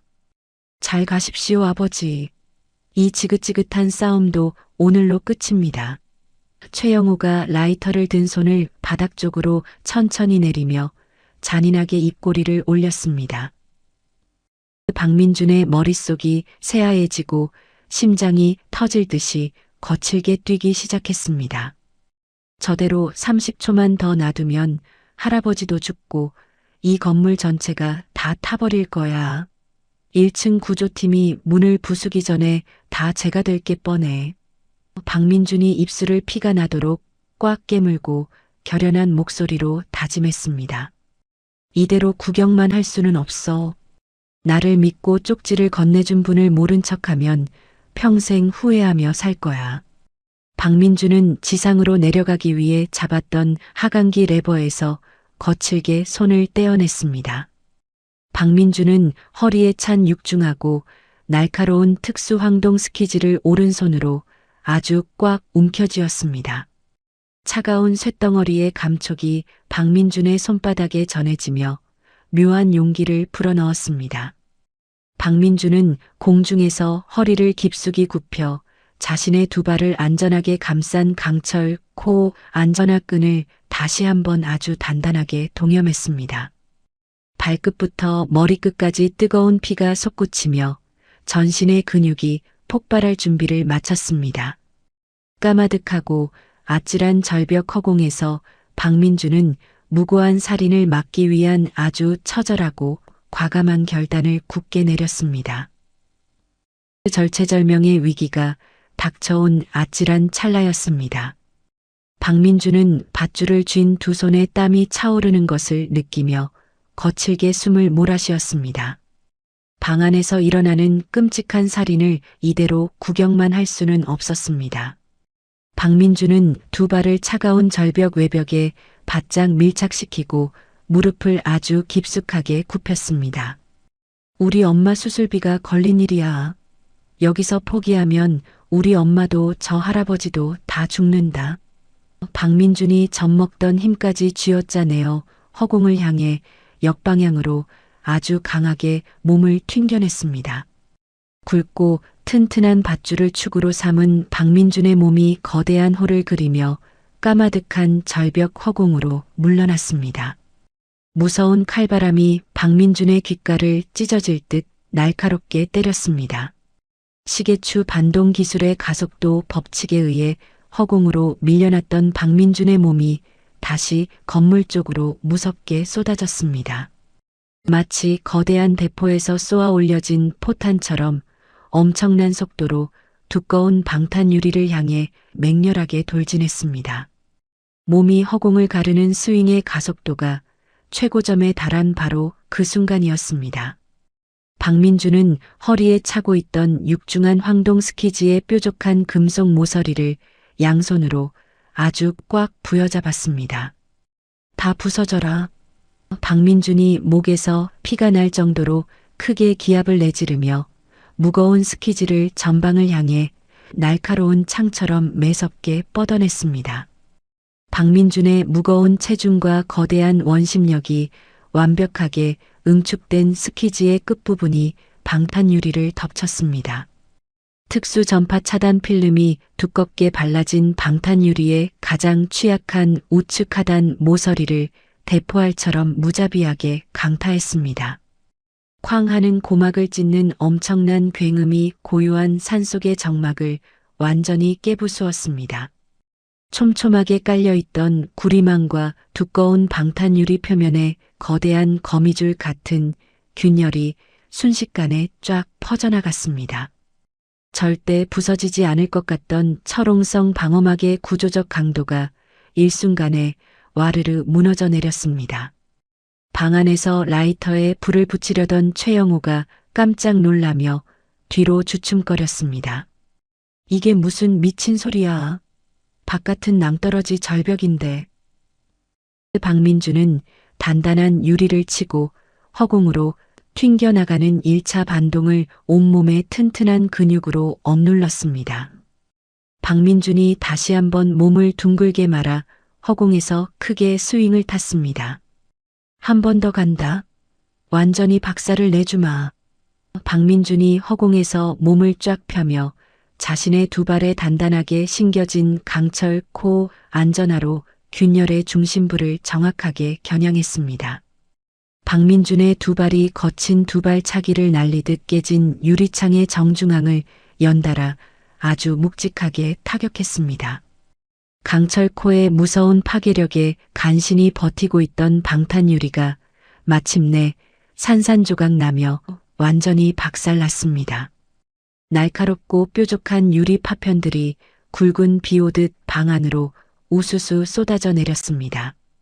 독한 신나 냄새로 가득 찼던 밀실 안으로 차갑고 매서운 산바람이 맹렬하게 밀려 들어왔습니다.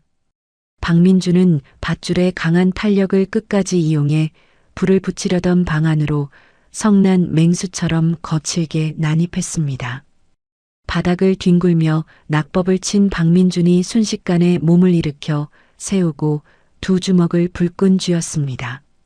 예상치 못한 절벽 바깥에서의 폭발적인 난입에 경악한 최영호가 쥐고 있던 은색 라이터를 바닥에 툭 떨어뜨렸습니다. 최영호가 눈을 튀어나올 듯이 크게 뜨고 뒷걸음질을 치며 악다구니를 썼습니다. 내 놈은 아까 그 하청 청소부 놈 아니야. 짐승 새끼도 아니고 내 놈이 어떻게 그 까마득한 낭떠러지 허공을 뚫고 여기로 들어와. 박민준이 허리에 찬 밧줄을 툭툭 털어내며 최영호를 매섭게 노려보았습니다. 당신 같은 짐승만도 못한 놈을 잡으려고 내가 지옥 같은 허공에서 밧줄 타고 날아왔다. 밀폐된 공간 안에서 일순간 아주 치열하고 살벌한 물리적 충돌이 벌어졌습니다. 최영호가 바닥에 떨어진 크고 뾰족한 유리 조각을 집어들고 박민준을 향해 무자비하게 휘둘렀습니다. 이 쓰레기 같은 밑바닥 놈아, 감히 내 계획을 망쳐. 당장 내 눈앞에서 죽어버려. 최영호가 박민준의 목덜미를 향해 날카롭게 깨진 유리를 사정없이 찔러 들어갔습니다. 하지만 수년간 거치고 위험한 현장에서 매일같이 온몸을 단련한 박민준의 움직임이 훨씬 더 빠르고 날렵했습니다. 박민준은 야생동물 같은 반사신경으로 고개를 휙 숙여 치명상을 완벽하게 피했습니다. 동시에 박민준이 굵은 주먹으로 최영호의 오른쪽 손목을 아주 강하게 내리쳤습니다. 아, 내 손목. 최영호가 손목뼈가 부러질 듯한 끔찍한 고통에 비명을 지르며 흉기를 바닥에 쨍그랑 떨어뜨렸습니다.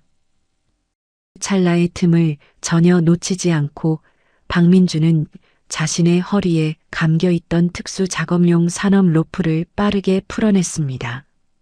인장강도 3톤을 가뿐히 버티는 아주 질기고 튼튼한 밧줄이었습니다. 박민준이 굵은 밧줄을 두 손으로 꽉 쥐고 마치 사나운 채찍처럼 허공에 거칠게 휘둘렀습니다. 당신 같은 페류나 놈은 오늘 내가 아주 완벽하게 청소해주마. 뱀처럼 날아간 굵은 밧줄이 최영호의 두 팔목과 상반신을 순식간에 칭칭 얽어맸습니다. 최영호가 핏대를 세우며 발버둥을 치고 밧줄을 풀어내려 악을 썼습니다. 이거 당장 안 풀어. 내가 누군지 알고 감히 이따위 더러운 줄로 나를 묶어. 박민준이 자신의 무거운 체중을 완전히 실어 밧줄을 등 뒤로 아주 강하게 잡아당겼습니다. 당신이 누구든 늙고 병든 아버지 몸에 불을 지르려는 악마 새끼일 뿐이야. 얌전히 무릎 꿇고 벌이나 받아라. 최영호가 중심을 잃고 처참한 비명을 지르며 차가운 바닥에 쿵 소리를 내며 고꾸라졌습니다. 박민준이 최영호의 등 위로 잽싸게 올라타 밧줄의 끝부분을 아주 단단하고 튼튼한 팔자 매듭으로 꽉 묶어 완벽하게 제압했습니다. 매일 고공에서 생명줄을 묶던 박민준의 완벽한 매듭 솜씨에 최영호는 손가락 하나 꼼짝할 수 없게 되었습니다. 최영호가 바닥에 얼굴을 처박은 채 분통을 터뜨리며 바닥을 머리로 쾅쾅 내리쳤습니다. 이거 놓으라고. 내가 이 나라 최고 대륙건설의 진짜 주인이야. 박민준이 최영호의 뒤통수를 손바닥으로 꾹 누르며 차갑게 쏘아붙였습니다. 조용히 입 다물어. 당신의 그 끔찍한 계획은 방금 내가 완벽하게 끝장냈어. 박민준이 숨을 헐떡이며 휠체어에 묶인 최학수 회장에게 다가갔습니다. 매서운 산바람이 불어와 방 안에 독한 가스를 밀어냈지만 여전히 냄새는 코를 찔렀습니다. 박민준은 서둘러 최학수 회장의 몸을 묶은 두꺼운 끈을 모두 조심스럽게 풀어주었습니다. 할아버지, 이제 다 끝났습니다. 다치신 곳은 없으십니까? 최학수 회장이 덜덜 떨리는 주름진 손으로 박민준의 거친 두 손을 꽉 부여잡으며 뜨거운 눈물을 글썽였습니다. 고맙네. 정말 고마워. 자니가 오늘 늙은 내 목숨을 지옥에서 구했어. 바로 그 순간이었습니다. 굳게 닫혀있던 두꺼운 복도 철문 밖에서 엄청난 굉음과 함께 붉은 불꽃이 크게 튀어올랐습니다. 구조팀이 마침내 대형 절단기로 두꺼운 방화문을 완벽하게 뜯어낸 것입니다. 쾅 하는 무거운 소리와 함께 거대한 철문이 바닥으로 쓰러지고 짙은 연기를 뚫고 사람들이 방 안으로 쏟아져 들어왔습니다. 가장 먼저 방 안으로 뛰어들어온 김성훈 비서실장과 정예 경호팀의 두 눈이 커다랗게 벌어졌습니다. 산산조각이 난 유리창 너머로 매섭고 차가운 산바람이 방 안으로 거칠게 들이쳤습니다. 그 차가운 바람을 온몸으로 막아내며 노 회장을 든든하게 호위하듯 서 있는 박민준의 압도적인 실루엣이 그들의 눈앞에 웅장하게 펼쳐졌습니다. 끔찍한 방화 사태가 완벽하게 진압되고 며칠의 시간이 조용히 흘렀습니다. 서울 도심 한복판의 대형 전광판과 텔레비전 뉴스 특보에서는 연일 대륙건설 장남 최영호의 끔찍한 만행이 대서특필되어 쏟아져 나왔습니다. 화면 속 최영호는 최고급 맞춤 양복 대신 더러운 수의를 입고 두 손목이 수갑과 포승줄로 단단하게 결박된 처참한 몰골이었습니다. 수많은 취재진이 카메라 플래시를 번쩍이며 최영호를 향해 마이크를 거칠게 들이밀었습니다. 최영호 사장, 친아버지를 산속에 감금하고 불까지 지르려 한 혐의를 전부 인정하십니까? 대륙건설 후계자 자리에서 완전히 쫓겨나고 구속된 심정이 도대체 어떻습니까? 최영호는 쏟아지는 기자들의 날카로운 질문에 고개를 푹 숙인 채 굵은 피눈물을 뚝뚝 흘렸습니다. 자신이 짐승만도 못하게 취급하며 벌레 보듯 멸시했던 외벽 청소부의 로프 기술 하나에 평생을 바친 거대한 야망이 산산조각 났습니다. 무장 경찰들에게 양팔이 꺾인 최영호는 경찰 호송차에 억지로 끌려 타며 쉰 목소리로 처절하게 허공에 대고 울부짖었습니다. 내가 다 가질 수 있었어. 내 완벽한 계획이었어. 그깟 밧줄 타는 하청 청소부 놈 하나 때문에 내 모든 세상이 다 무너졌어. 호송차의 무거운 철문이 쾅 닫히며 최영호는 영원히 세상과 격리되는 아주 비참하고 어두운 파멸의 길로 완전히 접어들었습니다. 그 시각 지옥 같은 깎아지른 절벽 은신처에서 무사히 구출된 최학수 회장은 병원에서 잃어버렸던 건강을 완벽하게 되찾았습니다. 최학수 회장은 퇴원하자마자 곧바로 대륙건설 그룹 최고 높은 층의 회장실로 당당하게 복귀했습니다. 최학수 회장이 넓은 회장실 책상을 주먹으로 쾅 내리치며 곁에 선 김성훈 비서실장에게 불호령을 내렸습니다. 김성훈 실장, 내 눈과 귀를 완벽하게 가리고 영호놈에게 빌부터 더러운 돈을 받아먹은 임원놈들 명단 당장 내 책상 위로 다 가져와라. 김성훈 실장이 두꺼운 서류철을 책상 위에 올리며 깍듯하게 대답했습니다. 여기 모두 정리해 두었습니다. 영호 사장의 악랄한 지시를 맹목적으로 따르던 핵심 부패 세력들입니다. 최학수 회장이 서류를 집어던지며 무서운 사자후를 터뜨렸습니다. 이놈들 오늘부로 그룹에서 전부 영구 제명시키고 비리 증거 싹 다 모아서 당장 검찰에 넘겨버려라. 내 평생의 피땀이 섞인 이 회사의 배신자들의 썩은 뿌리는 단 한 가닥도 남겨두지 않겠다. 최학수 회장은 부패한 장남의 잔재들을 아주 무자비하고 철저하게 숙청하며 거대한 대륙건설의 기강을 다시 완벽하게 바로잡았습니다. 한편 서울 도심에 위치한 국내 최고 수준의 대학병원 VIP 특실안은 아주 따뜻하고 평온한 공기로 가득 차 있었습니다. 방 안의 넓은 텔레비전에서는 최영우가 구속되어 호성차에 타는 뉴스가 쉴 새 없이 흘러나오고 있었죠. 박민준이 리모컨을 들어 텔레비전 전원을 조용히 끄고 푹신한 환자 침대 쪽으로 천천히 걸어갔습니다. 침대 위에는 성공적으로 심장판막 이식 수술을 무사히 마치고 생기 있는 붉은 혈색을 완벽하게 되찾은 박민준이 어머니가 새근새근 평온하게 잠들어 있었습니다. 답답한 산소호흡기를 완전히 떼어내고 아주 편안하게 숨을 쉬는 어머니의 고운 얼굴을 보며 박민준의 눈시울이 다시 붉어졌습니다. 박민준이 어머니의 따뜻해진 두 손을 꼭 감싸쥐고 이마에 대며 감사 기도를 올렸습니다. 엄마, 이제 진짜 다 끝났어요.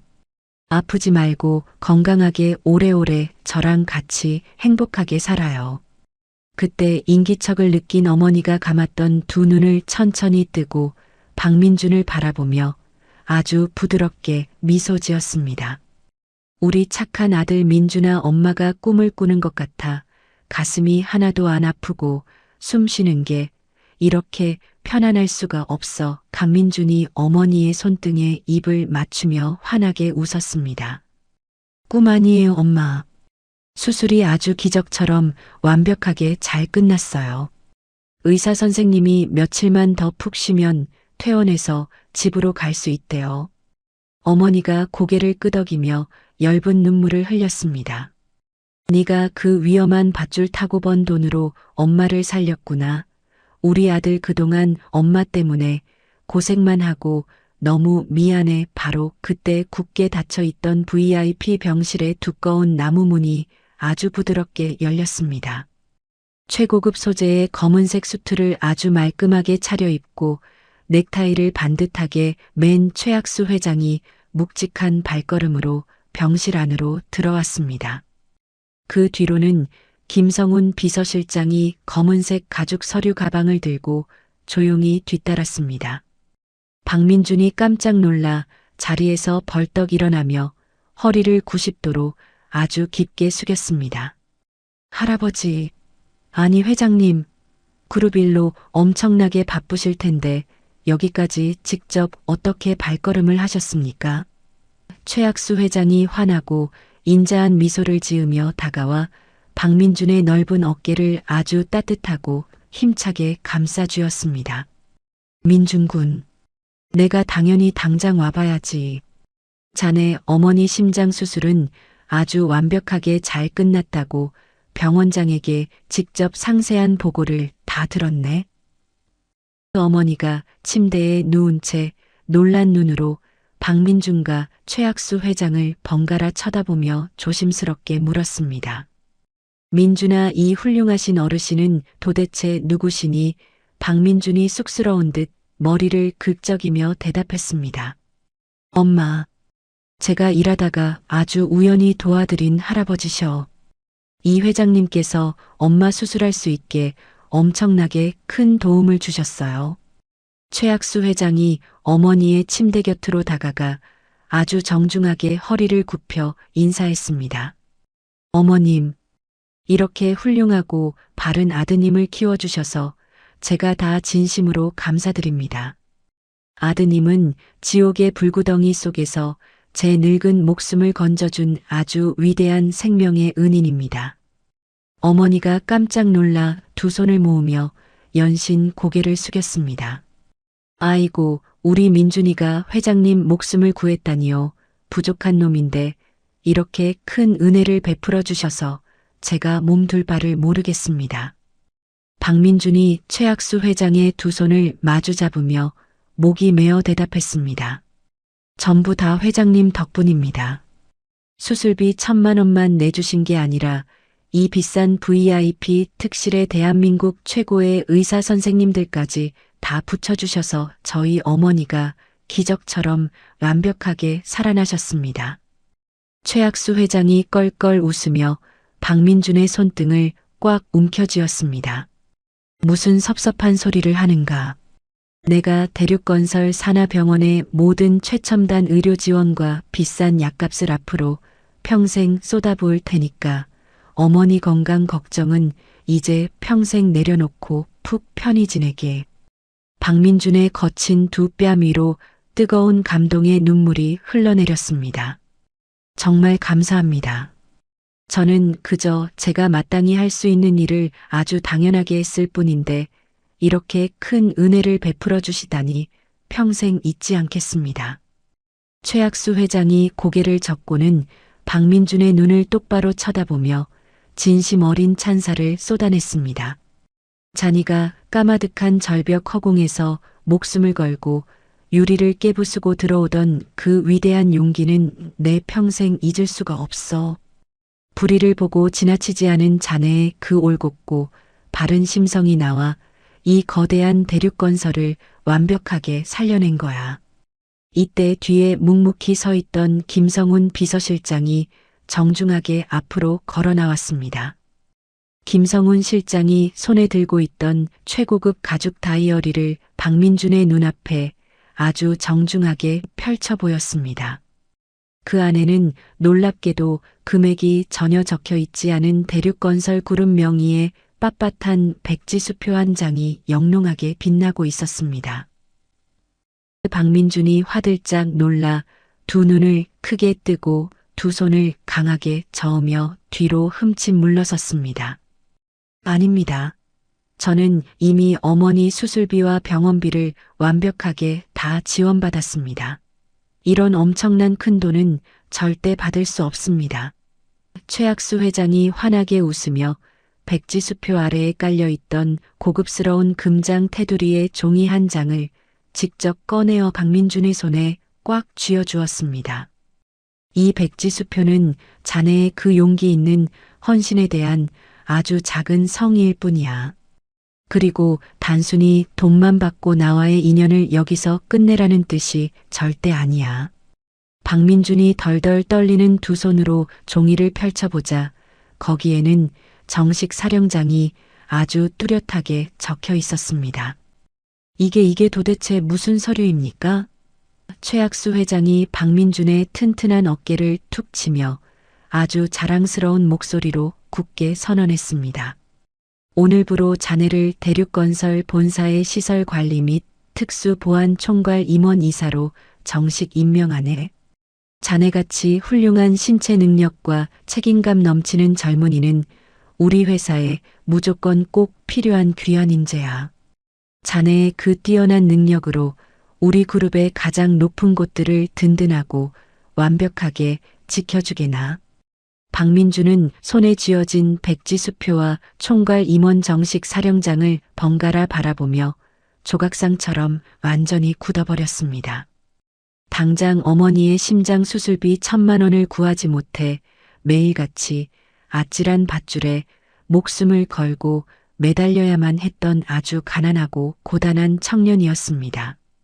자신에게 닥친 이 엄청나고 거대한 보상 앞에서 박민준은 지난날의 서럽고 팍팍했던 모든 끔찍한 서름이 봄눈 녹듯 완벽하게 씻겨 내려가는 것을 온몸으로 느꼈습니다.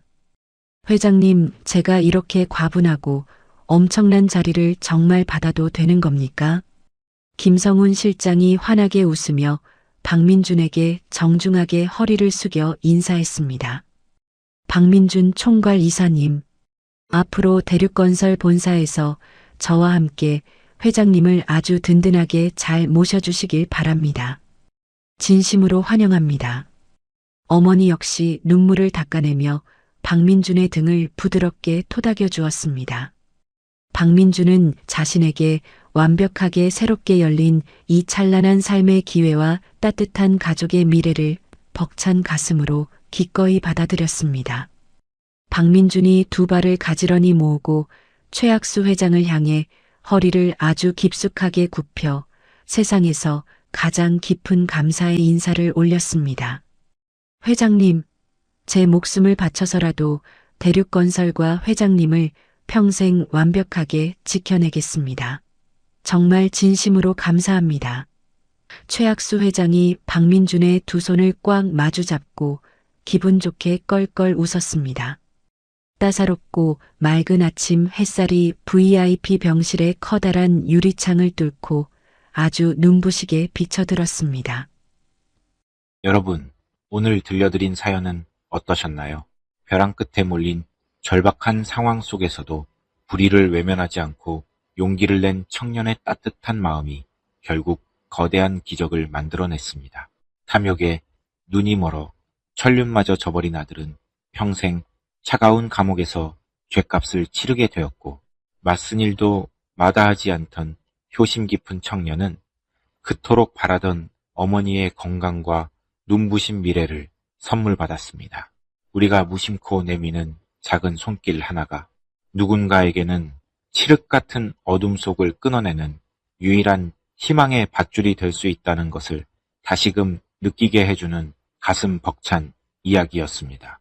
지금 이 순간에도 팍팍한 현실 속에서 가족을 위해 묵묵히 땀 흘리며 살아가시는 모든 분들의 앞날에 이야기 속 주인공에게 찾아온 것 같은 눈부신 햇살과 따뜻한 기적이 함께 하시기를 진심으로 응원하겠습니다. 이야기를 끝까지 들어주신 분이 계시다면 잘 들었다고 댓글 하나만 남겨주세요. 감사합니다.